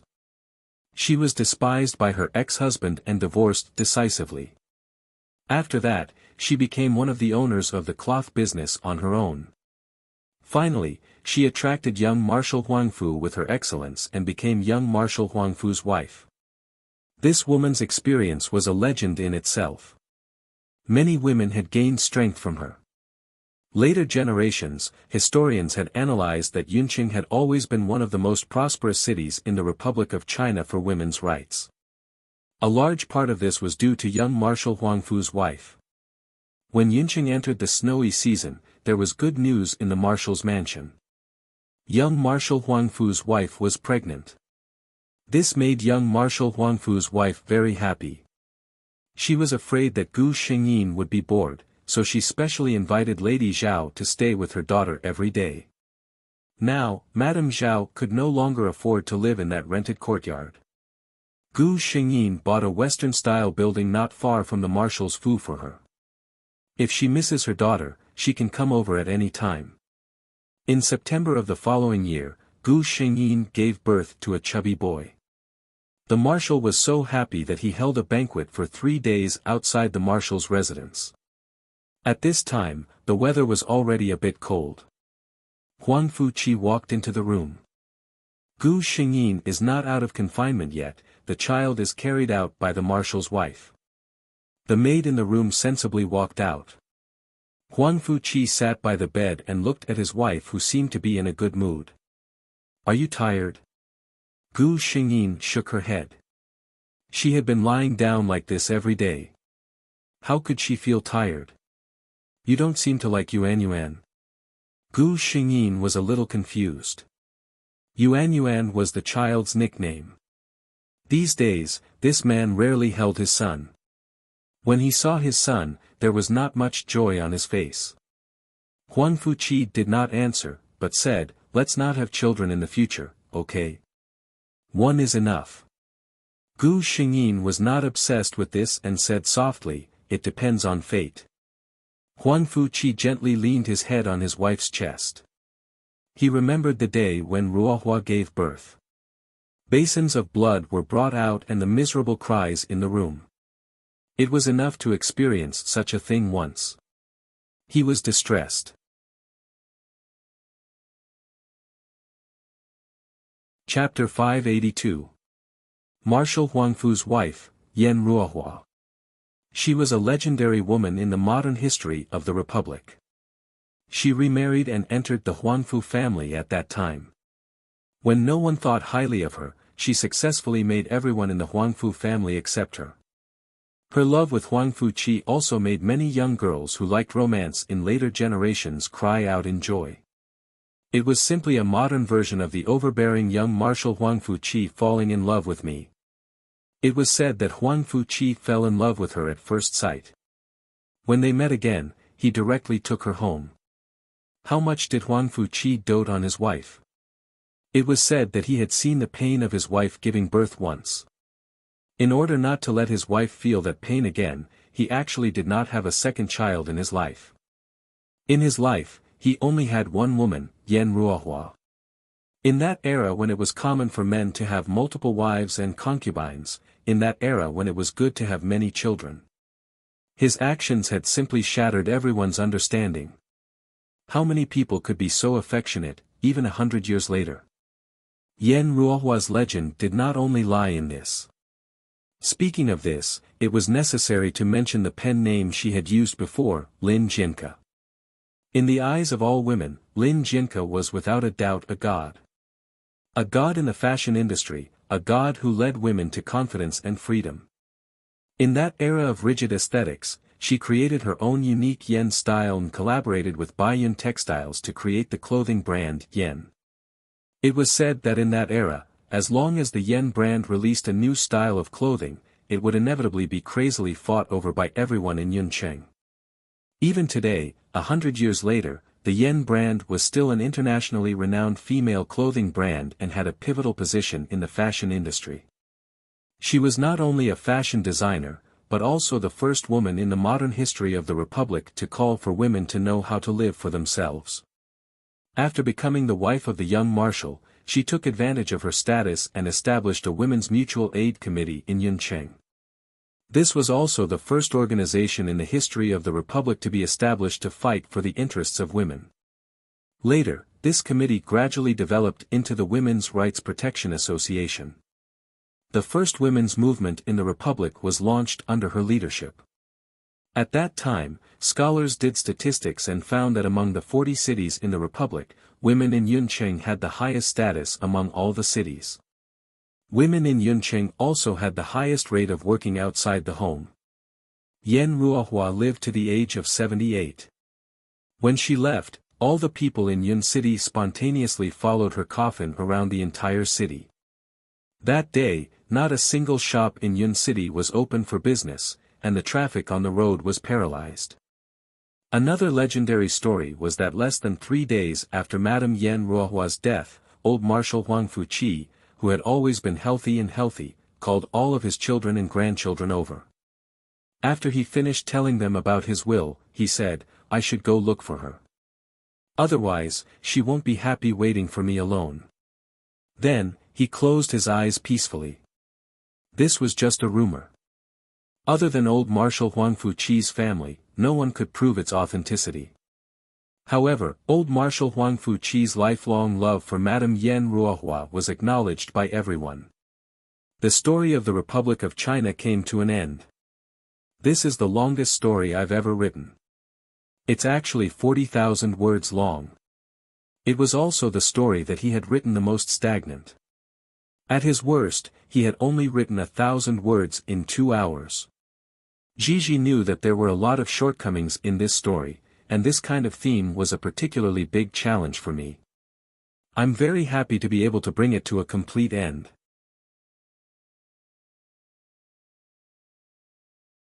Chapter 583. System, I feel that my body is full of power, Gu Xingyin said to the system. She moved her body. This body felt different from the previous world. A familiar power surged in her body. She looked around and found that she was lying in a huge lake. Not far away, there was pure white snow and rolling mountain peaks. She was lying in the unfreezing lake at the top of the mountain. She didn't feel cold at all. Someone is coming. Please pass out in time, the system reminded her. Then, Gu Xingyin's eyes went black. You forced me to pass out. Why are you reminding me to be careful? Not long after Gu Xingyin passed out, a man came to this place. He was wearing a professional mountaineering suit. Obviously, he was a mountaineering enthusiast. The moment he saw Gu Xingyin, the man thought that he was hallucinating. In the crystal-clear lake, there was a girl as beautiful as a fairy lying quietly. She was wearing a white dress of unknown texture. Her eyebrows floated peacefully on the surface of the water. Under the contrast of the surrounding white snow, her whole body seemed to be emitting light. God! The man couldn't care about anything else. He took off his shoes and swam towards the figure in the water. He put his hand to the tip of her nose. Very good, she was still breathing. The man struggled to drag her to the shore. At the moment, he was wet all over and couldn't help but shiver in the cold wind at the top of the mountain. He picked up the signal device in his hand and sent out a signal. Soon, there was the rumbling sound of a helicopter. The man carried Gu Xingyin and boarded the helicopter. Oh my God, Steve! Where did you meet her? She looks like an angel. The man's friend who drove the helicopter to pick up the man said in surprise when he saw Gu Xingyin. Be serious. You are flying a helicopter now, John. John. The man called John shrugged his shoulders to show that he knew. I don't know how she appeared. When I saw her, she was lying in the lake. Steve was also surprised when he said this. John laughed and said, Is she the fairy of this snow mountain? Steve laughed along with him. While Gu Xingyin was unconscious, the system transmitted the storyline of this world to her. Her original body, Angela, was the most beloved angel of God. In this world, people had already lost their faith. Gods and angels had long become things in myths. The passage between the heavenly realm and the human world had long been closed. Angela was originally going to enter a teleportation array in the heaven realm and head to the fourth heaven. Who would have thought that the teleportation array, which had not had any problems for tens of thousands of years, would have a rare accident? Angela drifted in the space-time flow of the heavenly realm for a long time and came to Earth by chance. Her body and soul had been severely injured. Not only had her power been greatly weakened, she had even completely forgotten her previous memories. Just like now, she was picked up by this mountain-climbing enthusiast named Steve. The soul of an angel was the purest and most flawless, especially Angela who had lost all her memories. She completely regarded Steve as her family and relied on and trusted him very much. No man could withstand such a beauty's dependent gaze. Unsurprisingly, Steve fell in love with Angela. However, he had a fiancée, Xiao Anna, whom he had been in love with for 4 years and was planning to get married.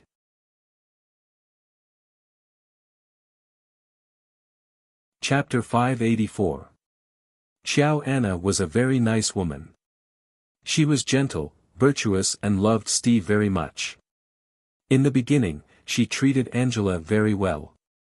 She pitied the girl's experience and praised Steve's idea of taking her in. Everything ended when she found out that her husband had feelings for Angela. No woman could accept this kind of thing. Even if Xiao Anna knew that Angela didn't know anything, this matter had nothing to do with her. But sometimes, beauty was the biggest sin. While Steve was out of the house, Joanna sent Angela on a train to a faraway city. It was not that she didn't feel guilty, but she was not confident that she could keep her fiancé's heart in front of such a beautiful girl. She thought that a beautiful girl like Angela would live a good life no matter where she was. But things were not as simple as Joanna thought. When Angela was targeted by a few gangsters and wanted to take advantage of her, her body instinctively activated its defense. Although it solved the small problem temporarily, it caused bigger problems later. Angela was being targeted by some organizations. They did all kinds of inhumane experiments on her body, especially when they found that the girl's body contained infinite power, and no matter how serious the wounds were, they could heal automatically. Everything became even more deranged. In the end, when Angela's life was in danger, the power of the seal was finally activated. The holy angel's 6 wings stretched out from her back, and the whole laboratory and all the people were turned into ashes. But she herself, because she used more power than she could bear when her body was injured, she fell into an eternal sleep. So my mission? Gu Xingyin was confused. Let Angela live a good life, avoid those things, and finally return to the heavenly state. The system directly told her the requirements. Gu Xingyin nodded. With Angela's strength and the fact that he was now in her body, it was not difficult for her to live a good life. But it might be troublesome to return to the heavenly state. In the original plot, Angela didn't find a way to go back until she fell into a deep sleep. She estimated the time, and when she opened her eyes, she found herself lying on a clean and soft bed. Joanna pushed the door open and came in. Although she had seen Gu Xingyin sleeping, when Joanna saw the blue eyes looking at her, she couldn't help but feel a little scared. My God, she is just too beautiful. You're awake? Joanna asked. Gu Xingyin nodded, and looked at Joanna with curiosity. Angels were very sensitive to good and evil, and Joanna's kindness to her now. Gu Xingyin didn't like Joanna, but she also didn't hate her. Joanna was kind, but she didn't mean that she was not a threat to Joanna. To be honest, in the original plot, Joanna didn't know what would happen to a beautiful girl like Angela who didn't know anything and what would happen to her outside. Joanna only pretended that she didn't know and comforted herself that Angela would live a better life. But it didn't matter, Gu Xingyin didn't plan to stay here for long.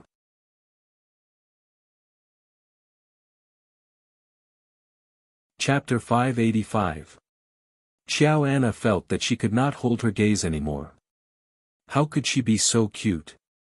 Joanna introduced herself. Hello, I am Joanna. My fiancé, Steve, met you when we were climbing a mountain. Are you in any trouble?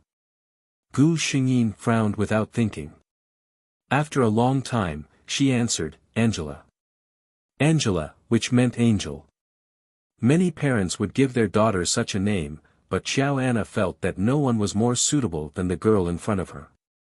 At this time, Stephen came in. Like Joanna, he was shocked by Angela's beauty. However, Gu Xingyin was not the real Angela. She did not want to have anything to do with Stephen, so she did not show her love and dependence on him like in the original plot. Gu Xingyin stayed at Steve's house for half a month. She studied her body thoroughly. Angela's power was obviously great, but she was seriously injured on the way to the human world. Now her body could not bear the powerful power of the 6-winged angel. Her body automatically sealed most of the power to protect itself. It was worth mentioning that after Gu Xingyin came to this world, she randomly drew a power from the previous world. The result made her speechless. It was the power of the blood race. Angela's body was made of the purest light elements. The dark power of the blood race could not merge with this body at all. System, can't you let me choose? Gu Xingyin complained. The system answered honestly, no, I can't. Host. The system said that it was a good system and would not compromise on some matters of principle. 3 days later, Angela said goodbye to Stephen and Xiao Anna. You don't remember what happened in the past, do you? Is it safe? Xiao Anna was a little worried. Gu Xingyin smiled innocently, I have a feeling that I should go to the market. Stephen also tried to persuade her to stay, but they could not resist Gu Xingyin's insistence. Xiao Anna had prepared a lot of things for Gu Xingyin, including a change of clothes, an identity certificate that they had found a way to get for her, and some food. In the end, Joanna stuffed a lot of cash into the bag. Gu Xingyin did not refuse. She knew that she might be able to use it. Before leaving, Gu Xingyin gave Steve and Joanna a white necklace each. The necklace was very exquisite. The pendant was a small white feather that seemed to glow under the sunlight. Xiao Anna fell in love with him at first sight. This can bring you good luck. You must wear it with you, Gu Xingyin said with a serious face. A protective necklace made from the feathers of a six-winged angel was a priceless treasure. Xiao Anna didn't take his words seriously, but she liked this delicate little thing very much. Just like what Gu Xingyin said, she always wore it with her. Until one day, during a trip, the car they were on had a serial car accident. Half of the tourists in the car died on the spot, and the other half suffered different degrees of injuries. Only the two of them, Quan Su and Quan Wei, were unharmed. It was impossible for them to be in such a position. Xiao Anna, who was still in shock, suddenly remembered what Gu Xingyin had said to her. The couple never took off the necklace again.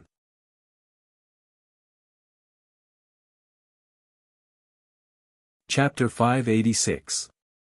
Gu Xingyin boarded the train to the city under the gaze of Steve and Joanna. In fact, she didn't know why she had to go to the city, but the system reminded her to do so. She asked why, and the system replied, you have to go anyway. The system didn't say anything else. Gu Xingyin attracted a lot of attention. Some people were even secretly discussing whether this girl was a star somewhere. But if such a beautiful star debuted, it was impossible that no one would know about her. Some people even secretly took photos of Gu Xingyin sitting quietly beside the bed on the train. The sun shone through the glass window mischievously on her face. Under the sun, her face looked like a white jade carving.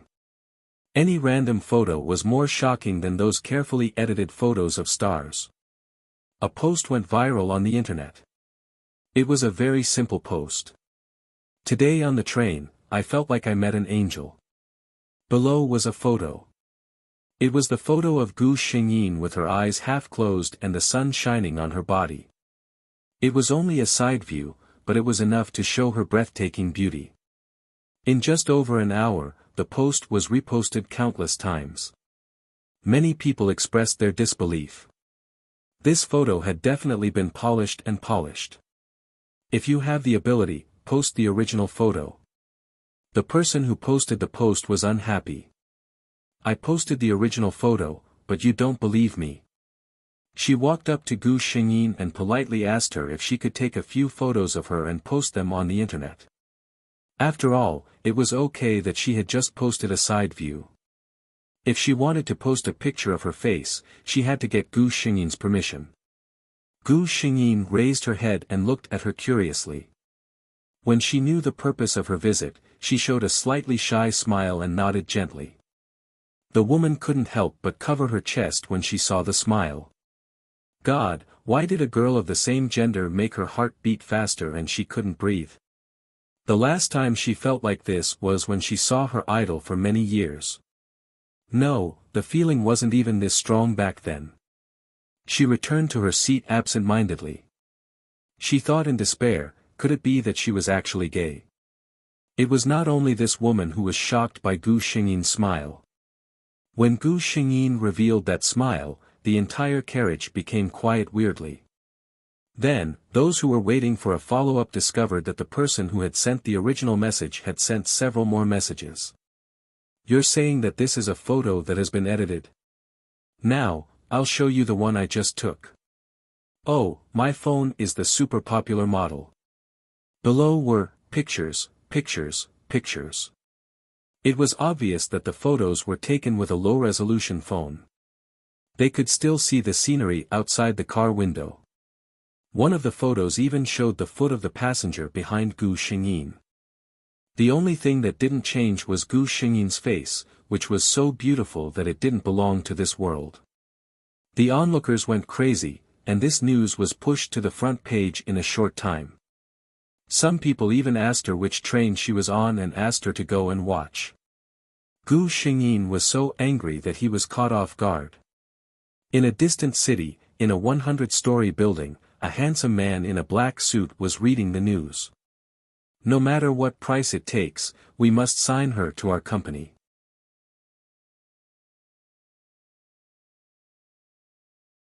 Chapter 587. At the last stop, Gu Xingyin got off the train. This was a completely unfamiliar place to her. Many people were already looking at her. Some of them had already recognized her as the girl in the handwritten letter and were whispering excitedly. "Hello, beautiful lady." A middle-aged man in a black suit walked quickly to her side. "I'm Thomas from Kenna Pictures." He handed a business card to Gu Xingyin. "Are you interested in becoming an artist under our company?" Gu Xingyin was investigating Kenna Pictures. The results came out quickly. It was one of the largest film and television companies in the world and had an important position in the film industry. Thomas looked at the girl who remained silent and thought that she was wary of him.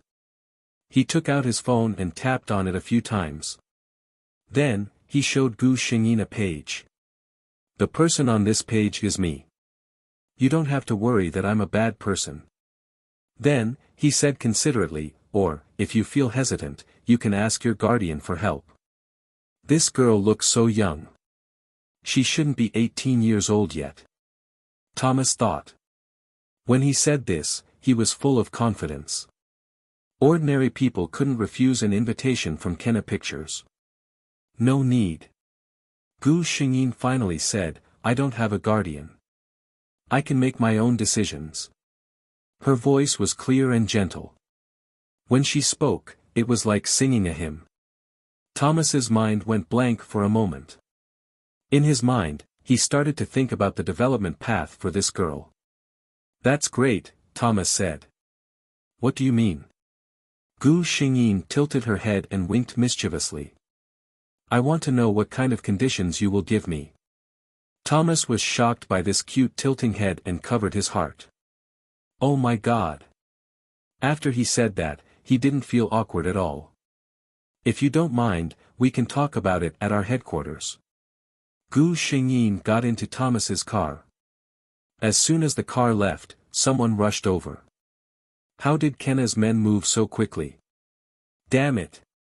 A sexy woman with an enchanting figure and red lips had a very bad expression on her face. She was from Byte Film. When she saw this girl's news on the internet, she saw countless business opportunities. She knew that this would be a huge money tree. But with that face, even if she didn't have any talent or acting skills, she could still move freely in this industry. It was a pity that she was one step behind them.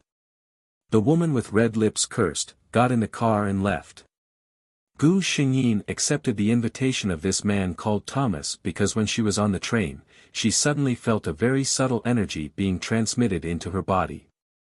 The energy came from the woman who had uploaded her picture to the internet, the other passengers in the car, and the people who liked her on the internet. The amount of energy each person could give her was very small, but Gu Xingyin could clearly feel that the small, weak energy was slowly healing the serious injuries in her body. These were brought to her by those who liked her. But for her injuries, these energy were just a cup of water on a burning cart of firewood. But what if the number of people became very large? But Gu Xingyin, who had been a movie queen in the entertainment industry, knew that a popular star would have a very scary fan club.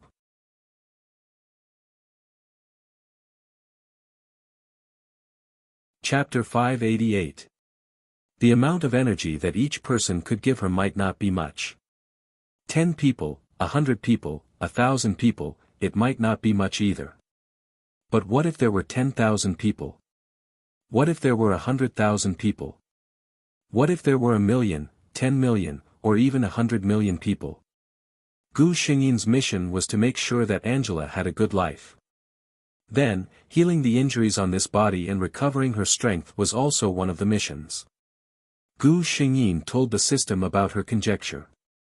The system's reply confirmed her conjecture.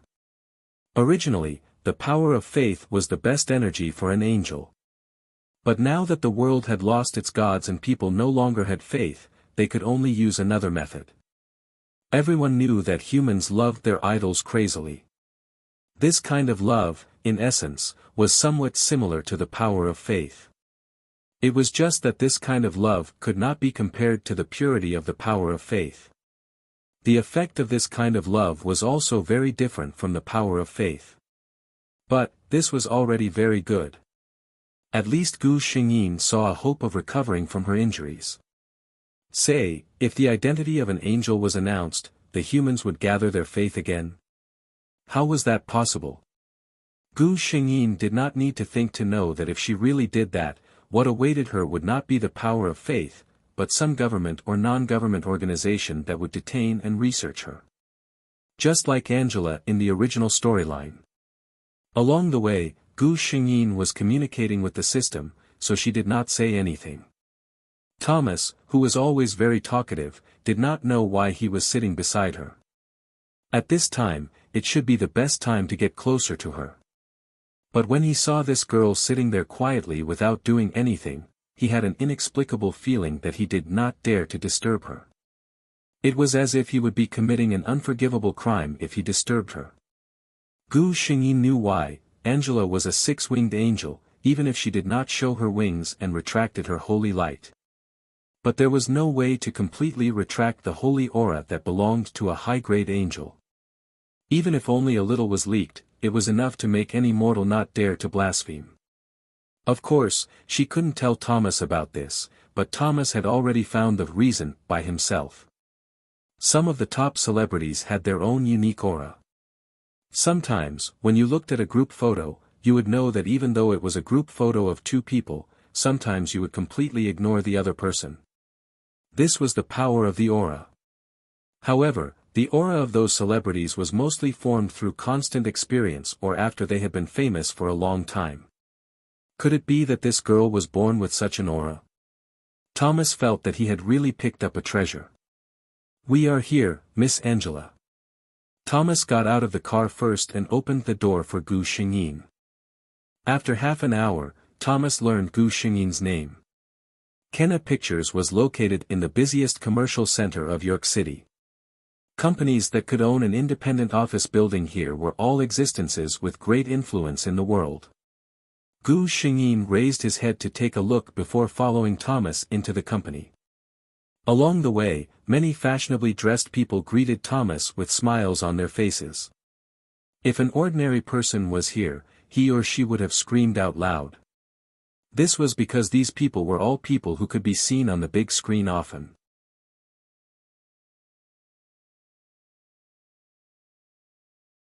Chapter 589. Thomas was not as enthusiastic as when he was with Gu Xingyin. He was indifferent to most people. He would only smile when he was with a few people. These people were all big shots in the film industry or rising stars. They looked curiously at Gu Xingyin, who was brought in by Thomas. At first glance, they felt a great sense of danger, especially the female stars. This girl was too beautiful. She was a woman who could make any woman feel threatened. Especially in the film industry, where the first thing to look at was the face. No wonder Thomas brought her here personally. No matter what those stars thought, they still gave Gu Xingyin a friendly smile on the surface. With her looks and Thomas's attitude, if this girl didn't court death by herself or really couldn't be helped, her future development wouldn't be too bad. It was good to form a good relationship with her in advance. Thomas brought Gu Xingyin to the 88th floor. This floor was the office of the company's senior management. There were already people waiting for them there. Thomas glanced around. Other than the company's director, even the general manager, who rarely appeared, was here. Other than that, there were also a few top managers. They were sitting here to see how beautiful this girl, who was known as an angel, was.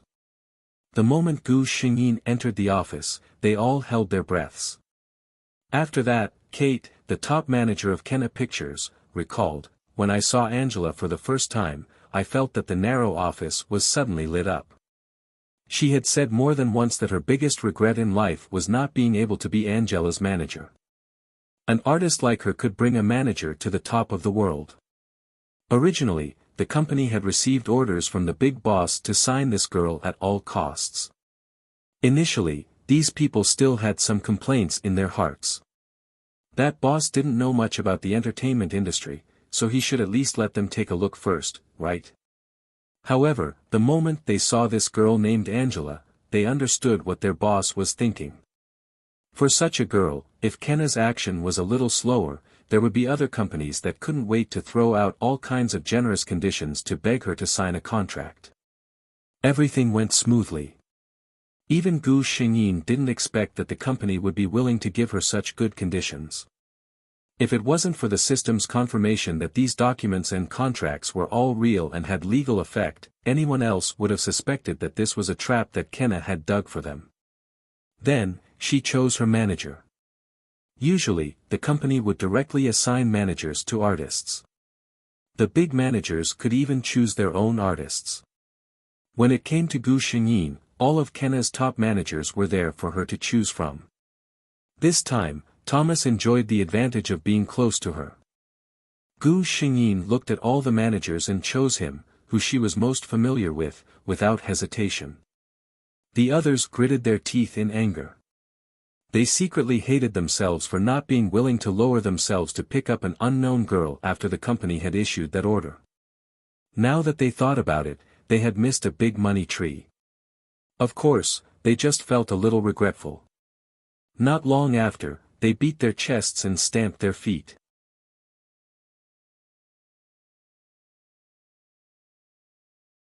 Chapter 590. Thomas was an all-round agent. That night, he brought Gu Xingyin to an exquisitely decorated high-class apartment. "This is the apartment the company gave you, this is your personal assistant Wella." Wella was a girl with some freckles on her face. She was around 20 years old and had a very bright smile. "Rest well today, tomorrow I will come here to discuss with you your future position and your future schedule." Since it was already night time, Thomas didn't want to stay any longer. He left after saying this. "Wow!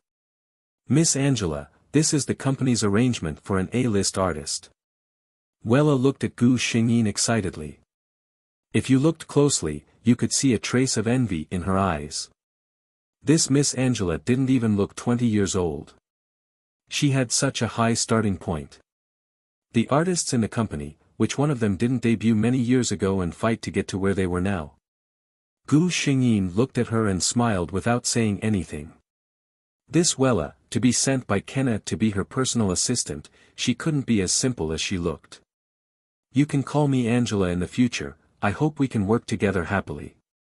Gu Xingyin reached out her hand. Wella was dazed by this smile for a moment. She only reacted after Gu Xingyin called her and held Gu Xingyin's hand with a red face. God, even a girl like her couldn't control herself when facing Miss Angela's smile. She could imagine how passionate those male fans would be in the future. Wella thought in her heart. The next morning at 8, Thomas knocked on the apartment door on time. He originally thought that Gu Xingyin would still be resting. At this age, which young person didn't like to sleep in? But when he entered the door, he saw Gu Xingyin sitting on the sofa with a book in her hand. She smiled and said good morning to him. This girl, any action was enough to make her look like a painting. Thomas sighed in his heart and looked forward to the future. He and Gu Xingyin went to the study and began to talk about his ideas with her. "The company wants you to take the high-end route." "That's what I think too." This was decided by Angela's appearance and temperament. With her current appearance, even if she was wearing coarse clothes, no one would think that she was just an extra. What kind of family and parents could raise a girl like Angela? Of course, Kenna had investigated the identities of his artists. However, what puzzled them was that Angela was saved by a famous outdoor adventurer in a snowy mountain and lived in that small city for a period of time. He couldn't find any more information about Angela. It was as if she had appeared in the mountain out of thin air. Angela herself had no memories of her past. Kenna Company couldn't find anything, so they simply arranged a flawless false identity for Gu Xingyin so that she wouldn't be criticized because of her identity after she became famous. The two of them chatted until noon. Thomas was very satisfied with Gu Xingyin. Although this girl had some advantages that ordinary people couldn't compare to, she wasn't arrogant at all. Gu Xingyin was also very satisfied with Thomas. She used to be Ruan Kui, so she naturally knew how important an excellent manager was to an artist. Wella knocked on the door outside the room and the two of them reacted. Wella's skills are famous, Thomas said with a smile.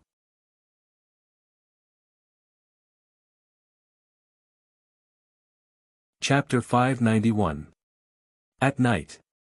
Gu Xingyin had already fallen into a deep sleep. Wella walked out of her room and gently closed the door. "How is she?" a cold and emotionless male voice asked. Wella didn't know why her boss was so concerned about Angela. She honestly replied, "She's very beautiful and has a good temper, but what?"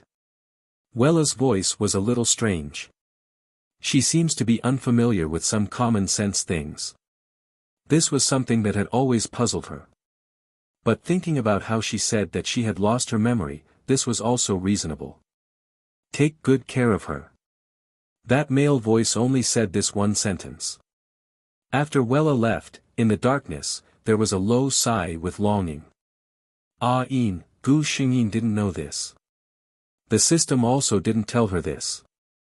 Kenna Pictures launched an earth-shattering publicity campaign. Whether it was the official website, major platforms, or even fashion magazines, there were advertisements for them. The content was all about the most anticipated new artist of the year. Even their competitors were speechless. This time, Kenna really put in a lot of effort for this newcomer. Even Kenna's latest film hadn't been able to enjoy such a bombardment of publicity. But the effect was equally good. Everyone knew that Kenna had recently signed a new artist and was training her in the direction of an A-list big star. Kenna's advertisements were also not modest at all. Something like, "A gift from God, the pearl of the snow mountain."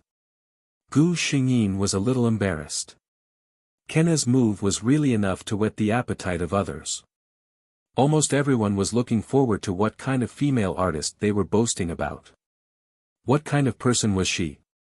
But after whetting the appetite of others, they were gone. There were no photos of the newcomer, no announcements of the newcomer, not even a photo of the newcomer. Shouldn't they take advantage of the current popularity to push out the newcomer? Now, if they pushed out the newcomer, they could still take advantage of the popularity and become popular.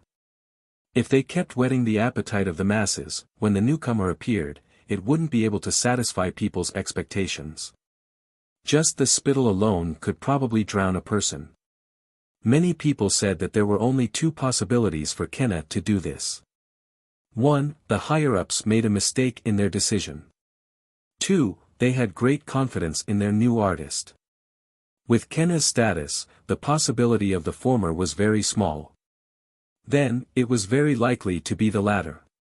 It had to be said that Kenna's publicity was on point this time.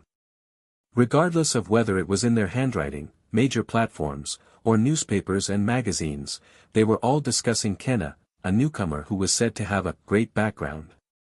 Wasn't this nonsense? Without a powerful background, would Kenna really be willing to spend so much resources on a newbie? The second wave of popularity was completely spontaneous. Therefore, Kenna, a mysterious newcomer who had never appeared in public, was no less popular than any A-list celebrity in terms of attention. What do you think is the background of this newcomer? The company is promoting her like this? A sexy female celebrity was chatting with another person beside her. If there were any fans here, they would recognize that this was Cynthia Gillard, who had become popular with a movie some time ago. She was a stunner known for her sex appeal. When she said this, her eyes were full of jealousy that couldn't be hidden.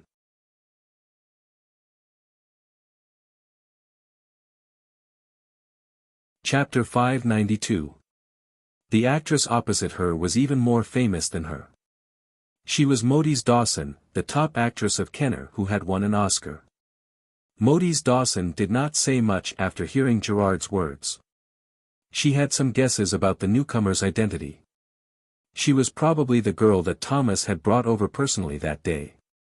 When she thought of that girl's face, she could not help but be distracted for a moment. It was simply too shocking. However, at her position, no matter how outstanding the younger generation in the company was, they could not shake her position. She pretended not to hear Modis's subtle provocation. This idiot. The company was obviously trying to promote the newcomer. It was okay to ask around at this time, but if she wanted to trip her up, she was really stupid. That's right. Angela was a newcomer.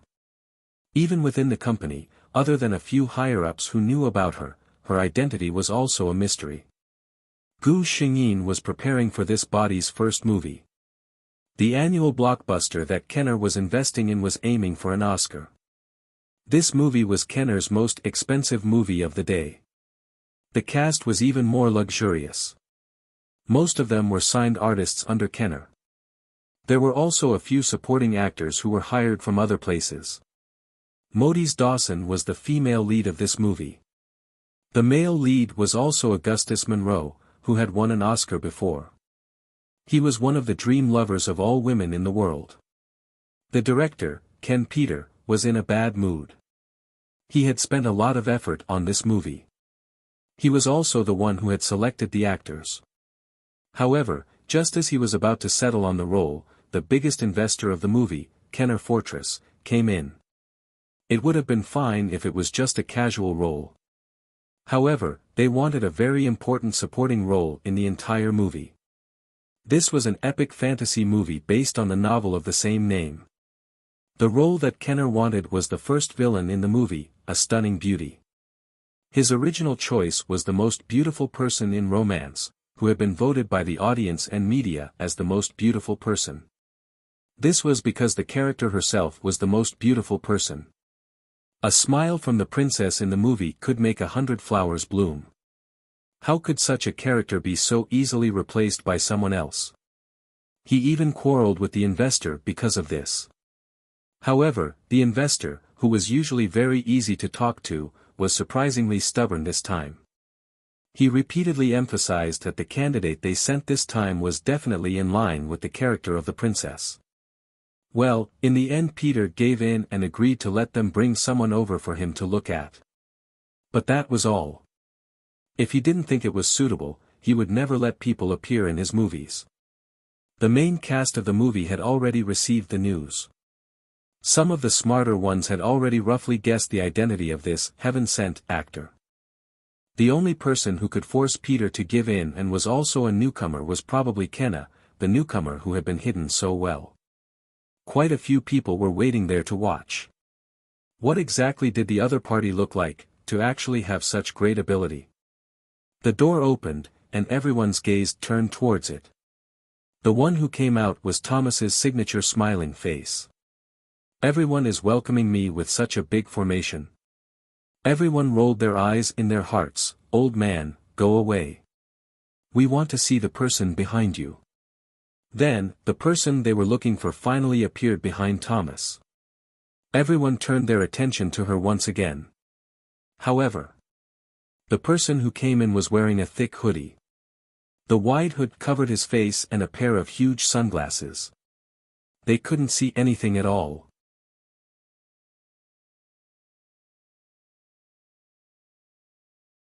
Chapter 593. At most, he could tell that the other party was a tall and slender woman. Everyone watched as Thomas led his men into the director's lounge. Ken Peter was sitting inside with a cold face. He was a stubborn old man. Even though he had agreed to Kenna's request, he was still in a bad mood. Hey! Old man, look, I've brought her here. Thomas seemed to be very familiar with him. Peter's expression softened a little. I'll say this first. If she doesn't fit the image of the character, even if you brought her here, I won't use her. Thomas was full of confidence. Don't worry, I bet you'll be satisfied with her. Angela. Gu Xingyin took off the sunglasses on the bridge of her nose and pulled down the hood. Her long, smooth blonde hair slid down her shoulders and fell to her waist.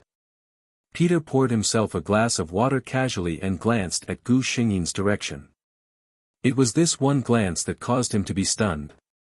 The girl who stood there quietly had long blonde hair that reached her waist. She was like the most beautiful rice ear in the harvest season. Her blue eyes reflected the color of the entire sky. She was surprised to see the outsiders, but she immediately showed them a friendly smile.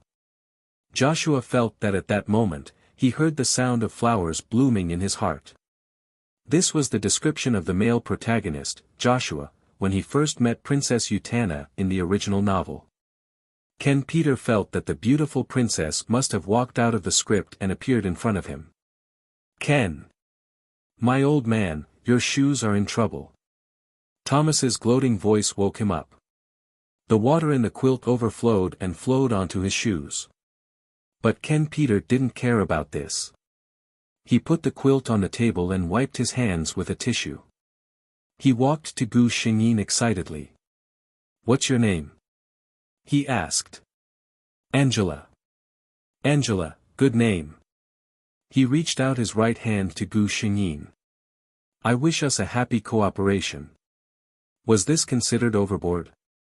Gu Xingyin blinked and reached out to shake hands with Peter. Thomas, who was standing by the side, said unhappily, Ken. Earlier, you said that you wanted to see the person first. If you weren't satisfied, you wouldn't agree. Now, what do you think about our Angela compared to the actress you have your eyes on? Peter glared at him and said, if you had sent me Angela's photo earlier, I wouldn't have had to go through so much trouble. He was very excited now. Originally, he had high expectations for this movie, but the actress playing Princess Utana had not been chosen yet. God's love had allowed him to find such a person who fit the original novel perfectly. One had to know that in the original novel, the most controversial character among the fans was the villain princess who was both good and evil. In terms of popularity, Princess Utana was not any less popular than the male and female leads.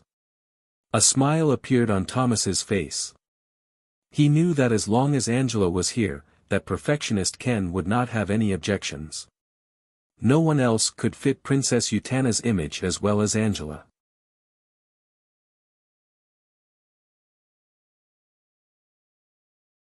Chapter 594. Even if Gu Xingyin's acting didn't meet expectations, Peter would at most cut her scenes a little. The actors waiting outside were all waiting for the result. Thomas walked out first. Seeing the smile on his face, many people had already guessed the answer. It seemed that director Peter had agreed. This made them even more curious. After all, director Peter had written all his dissatisfaction on his face. What kind of charm did this newcomer have to make this stubborn old man compromise? Soon, they knew why. Gu Xingyin walked out with Peter. But at that moment, everyone automatically ignored Peter's existence. In everyone's eyes, there was only Gu Xingyin, who seemed to be glowing all over. Augustus Monroe, who played the male lead, muttered, I finally know why Joshua couldn't be ruthless when he found out that Utana was lying to him. Which man could be ruthless to such a woman? The actresses had different reactions. Some were appreciative, some were jealous, and some maintained a smile. A few of them didn't look good. Would anyone really notice them if they acted in the same movie with such a person? Peter clapped his hands and said to everyone, let's welcome the last actor of The Holy Ring. Regardless of what they thought, the actors all smiled to show their welcome. Augustus Monroe directly said to Gu Xingyin, if there's anything you don't understand, you can ask me. Gu Xingyin smiled at him, thank you, Mr. Monroe. Augustus covered his chest exaggeratedly. God, I'm sure I was shot by the Cupid's arrow. I've been captured by your smile, Miss Angela. His performance made many people laugh. Modi's Dawson also held Gu Xingyin's hand intimately. You and I are both taught by Thomas. If you have any questions, you can ask me too. Most of the actors and actresses present were under Kenna, so of course, they wouldn't try to undermine Gu Xingyin. In fact, they had to support her from behind. At this time, Ken Peter said, everyone knows that the list of actors for The Holy Ring has been announced a long time ago. Only Utana's name has remained a mystery. I've decided to keep her a secret until the filming starts. This meant that they should keep their mouths shut when they returned. When he saw Gu Xingyin, Ken Peter had this idea in his mind. He wanted Utana to be one of the most mysterious people in this movie's publicity period. If it wasn't for Gu Xingyin, he might not have done this, but Angela's appearance gave him hope. Heidi was an ordinary high school student. She was a fan of the Holy Ring. Not only her, but her father and brother were also fans of the book. Ever since the news of the filming of The Holy Ring was released, she had been paying close attention to the news. Her favorite character was not the male lead, Joshua, or the female lead, Helen. It was the first villain, Princess Utana, who lived in a castle in the sky. The person who would play the princess was also one of the things she paid attention to the most. In Heidi's mind, the ideal actress for Utana was the first beauty of romance, Sophia. Only the first beauty could portray the charm of Princess Utana, right? Heidi thought, although she felt that Sophia was lacking something. Many people had the same idea as Heidi.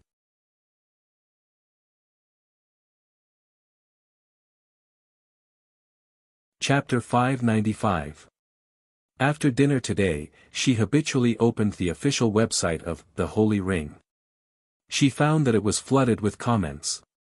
It turned out that the list of actors had been announced. Heidi's eyes lit up and she quickly scrolled down the list. Joshua, Augustus Monroe. Helen, Modi's Dawson. Utana. What?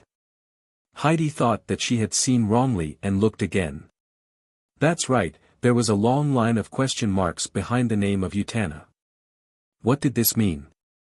Heidi scrolled down the comments and sure enough, half of the fans were questioning what the director was doing. Heidi couldn't help but leave a comment. She wanted to know what this meant. However, there was no response from the official website.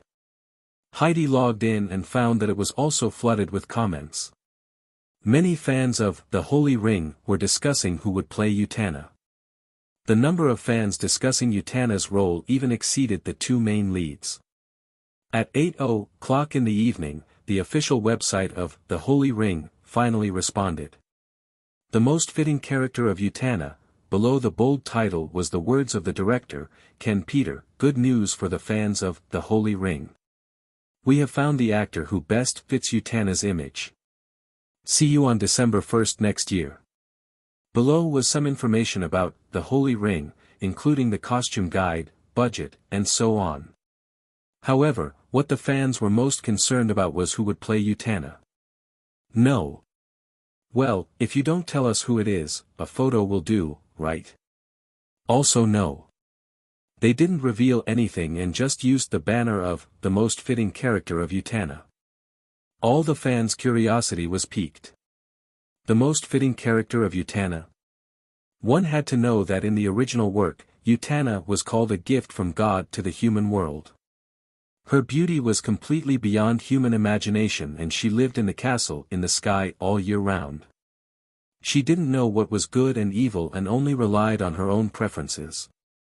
She had a kind of arrogant and cruel naivety to everyone. Could the crew really find such an actress? Was it the appearance or the temperament that matched the original work? Or was this a publicity stunt created by the production crew in order to attract more attention? Some anti-fans were already cursing on the official website. There were also some fans of Sophia. They had always thought that the role of Utana would go to Sophia. Only Sophia's beauty could make up for Utana, but the production team did not choose her. Another group of fans began to leave comments under the other actors and actresses, asking about the situation of the actor who played Utana. Of course, the actors who had been warned by Peter would not reveal any information about Gu Xingyin. Only Modi's posted, "The news about Utana is a secret. I can only say that she won't disappoint everyone. I'm a fan of The Holy Ring and I can tell everyone that director Peter was right. She was born to play the role of Utana." Augustus also replied to the message. He did not write as much as Modi's, only a short sentence, "I saw Princess Utana standing in front of me." The two main actors of The Holy Ring had expressed their approval of the actress who played Utana. This made the fans even more curious. Just what kind of beauty did she have to be to gain everyone's approval? Do you dare to say it all at once?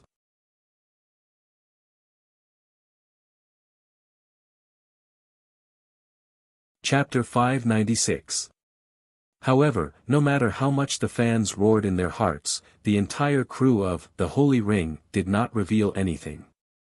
On the contrary, the fans were intrigued. They went to the official website every day, looking forward to the day when the crew would be merciful and release the stills. In the end, there really was. Augustus's Joshua was full of heroic spirit and extraordinarily handsome. Modi's Helen was beautiful, affectionate, and extremely intelligent. Finally, it was Utana's turn. Utana only had a back view. The back view in a white dress was surrounded by a sea of flowers. Under the kiss of the sun, it seemed to glow. People could not help but want her to look back. "Why don't you turn around and look?" The fans expressed that their hearts were tired. A fan left a comment below, "I have already seen through the sinister intentions of the crew. I have no hope. I am only waiting for the premiere next year. I admit that you've successfully piqued my curiosity. If Utana can't satisfy me, then just you wait. I will use all the vulgar words I have learned in my life to greet you all." His comment caused many people to feel the same way. Peter smiled as he looked at the various data that his assistant sent to him. Very good, the publicity of The Holy Ring was better than he had imagined.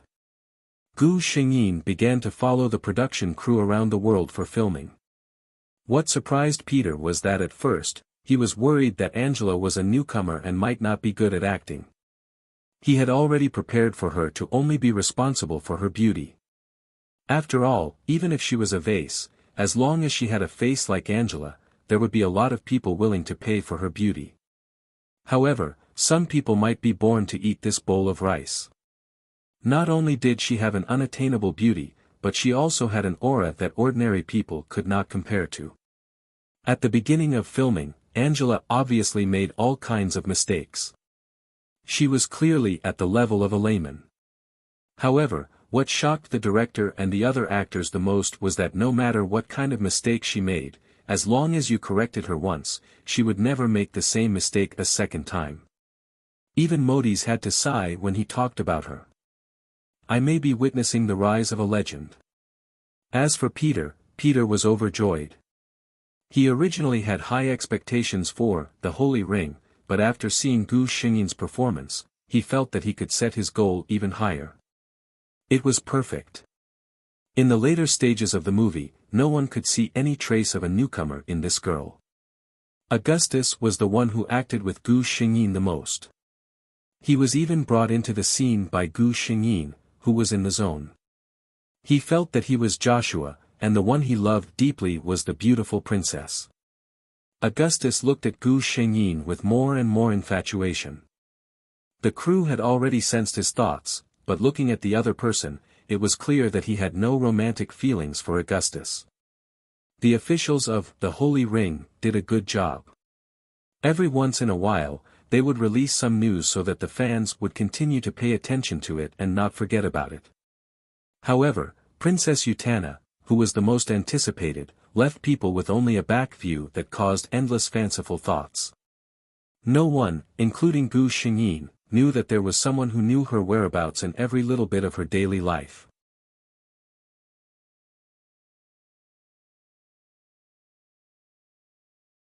Chapter 597. While many people were paying attention to it, the trailer of The Holy Ring was released. The special effects of the movie did not disappoint the audience. This time, Peter had a huge investment from Kenna. Whether it was the special effects, the soundtrack, or the post-production, they were all selected by the world's top team. The effect of the movie could be seen from the audience's reaction. Many fans of The Holy Ring had the same reaction after watching the trailer.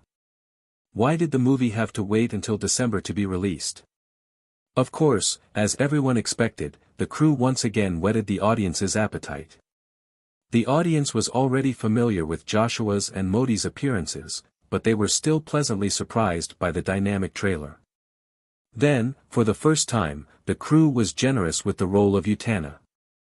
The trailer revealed half of Utana's face. The last scene of the trailer was when Joshua mistakenly entered the Sky Castle and saw Utana for the first time. The handsome warrior looked at the girl in front of him with amazement and infatuation.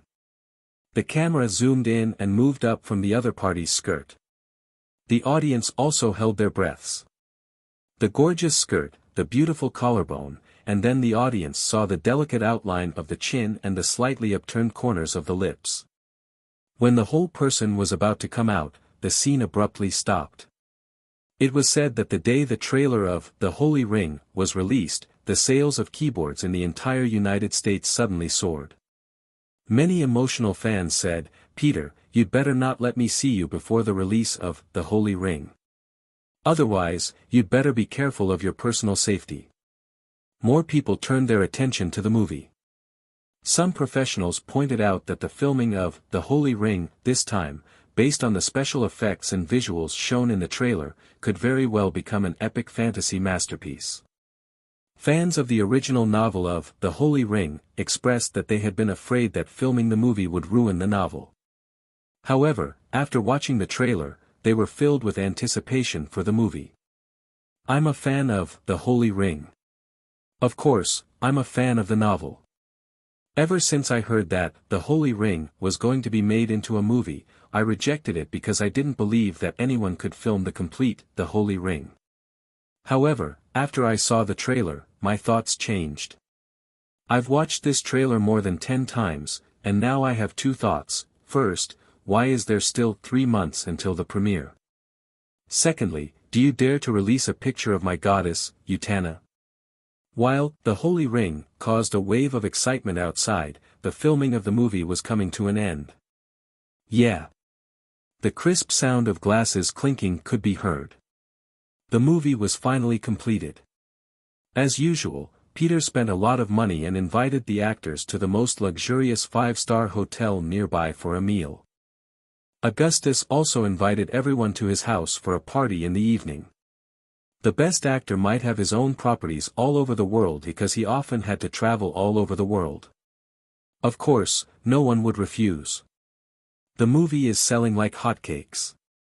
Peter, the old man, was drunk. He was still mumbling as he hugged the wine bottle. The young actors and actresses were showing off their figures in the swimming pool.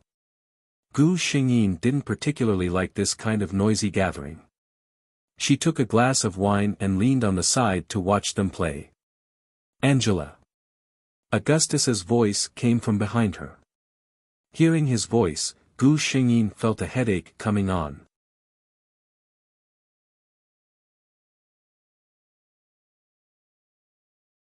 Chapter 598. Most of the people in the crew had already seen through Augustus's feelings for her. Augustus had restrained himself a little at first, but as they approached the end of the shoot, he became more and more unrestrained. Peter would not interfere in the private affairs of actors. Moreover, if Joshua and Utana could really have a spark in the Holy Ring, it would be a huge piece of news for him to publicize. Gu Xingyin turned around and smiled politely. "Mr. Monroe, are you not going to play with everyone? Call me Augustus, Angela. I thought we were already friends." Augustus showed a slightly melancholy smile. His appearance was top-notch even in the entire Western entertainment circle. If his appearance was spread out, it would probably cause all the female fans to scream. Augustus came over to have a showdown. Westerners did not know how to be reserved, and he felt that he could not hold back anymore. "Angela, you know what I mean, don't you?" Augustus looked at her affectionately. "You are the Utana in my heart, Angela.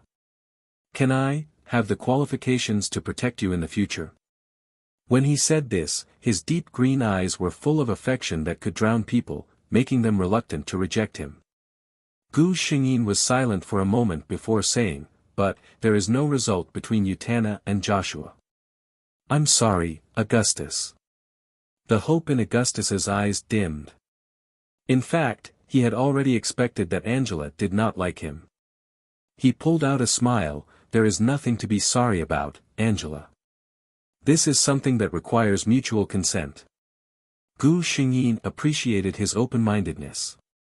Augustus continued, "If I'm not wrong, Angela, you don't have a boyfriend, right? In that case, can I sign up, and when you have the idea of a romantic relationship, consider me?" He smiled and said to Gu Xingyin, "I promise, I won't pester you, and I won't bring you any trouble. But, Angela, I don't think I can let you go in a short time. If you have a boyfriend, you must tell me immediately and let me give up." This man was so honest that it was impossible to refuse. Gu Xingyin sighed. She didn't have any intention to have any unnecessary relationship with the people in the mission world. "I'm sorry, Augustus." Since he was destined not to have one, he might as well extinguish his hope from the very beginning. Augustus didn't expect the other party to be so straightforward, not even giving him a chance. He shrugged his shoulders and a bright smile appeared on his face. Gu Xingyin saw a trace of sadness in his eyes. "Come on, have a drink with me." Augustus looked at him with a smile. "Now, don't reject me anymore. Comfort this lovelorn old man's heart." He was really a gentleman. Gu Xingyin knew that he didn't want her to be too embarrassed. She raised her glass and clinked it with his. "Augustus, if you are willing, there are countless good girls in the world waiting to have a romantic relationship with you." Augustus smiled but didn't say anything. There were so many girls in the world, but there was only one Angela.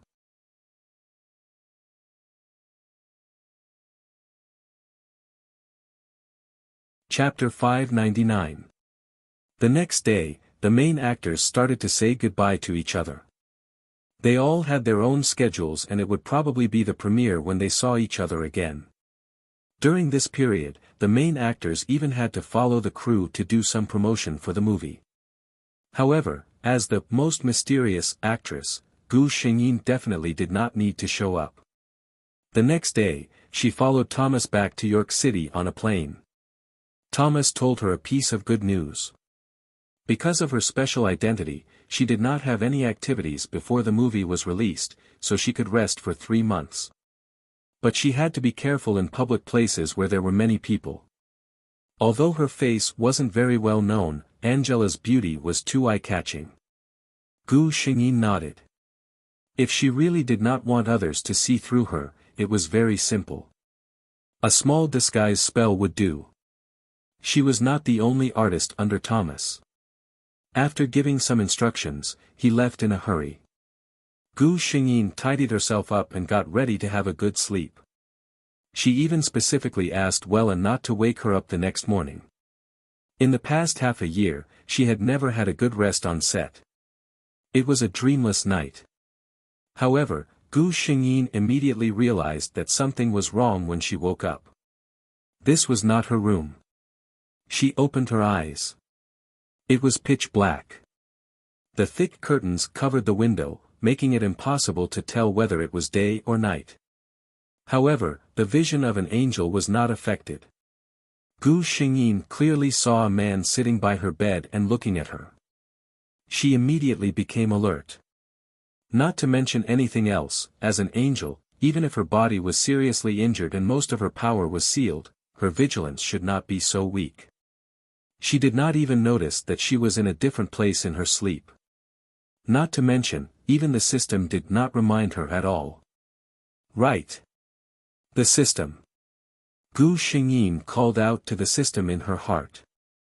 There was no response. The system seemed to have fallen into a deep sleep. This man was definitely not an ordinary person. You're awake.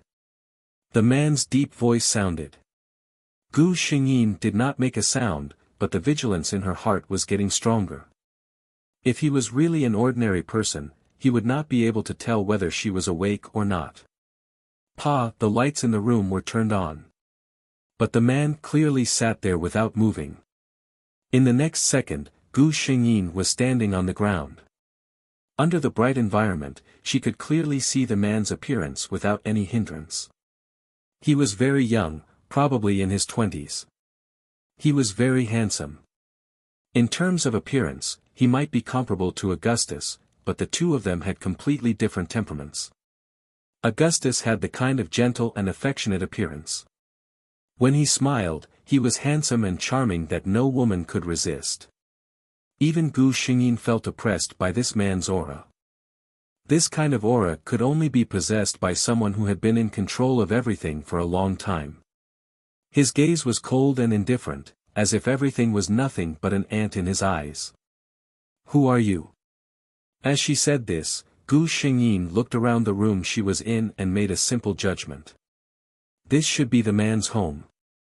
Who am I? The man repeated her question and shifted his gaze to Gu Xingyin's face.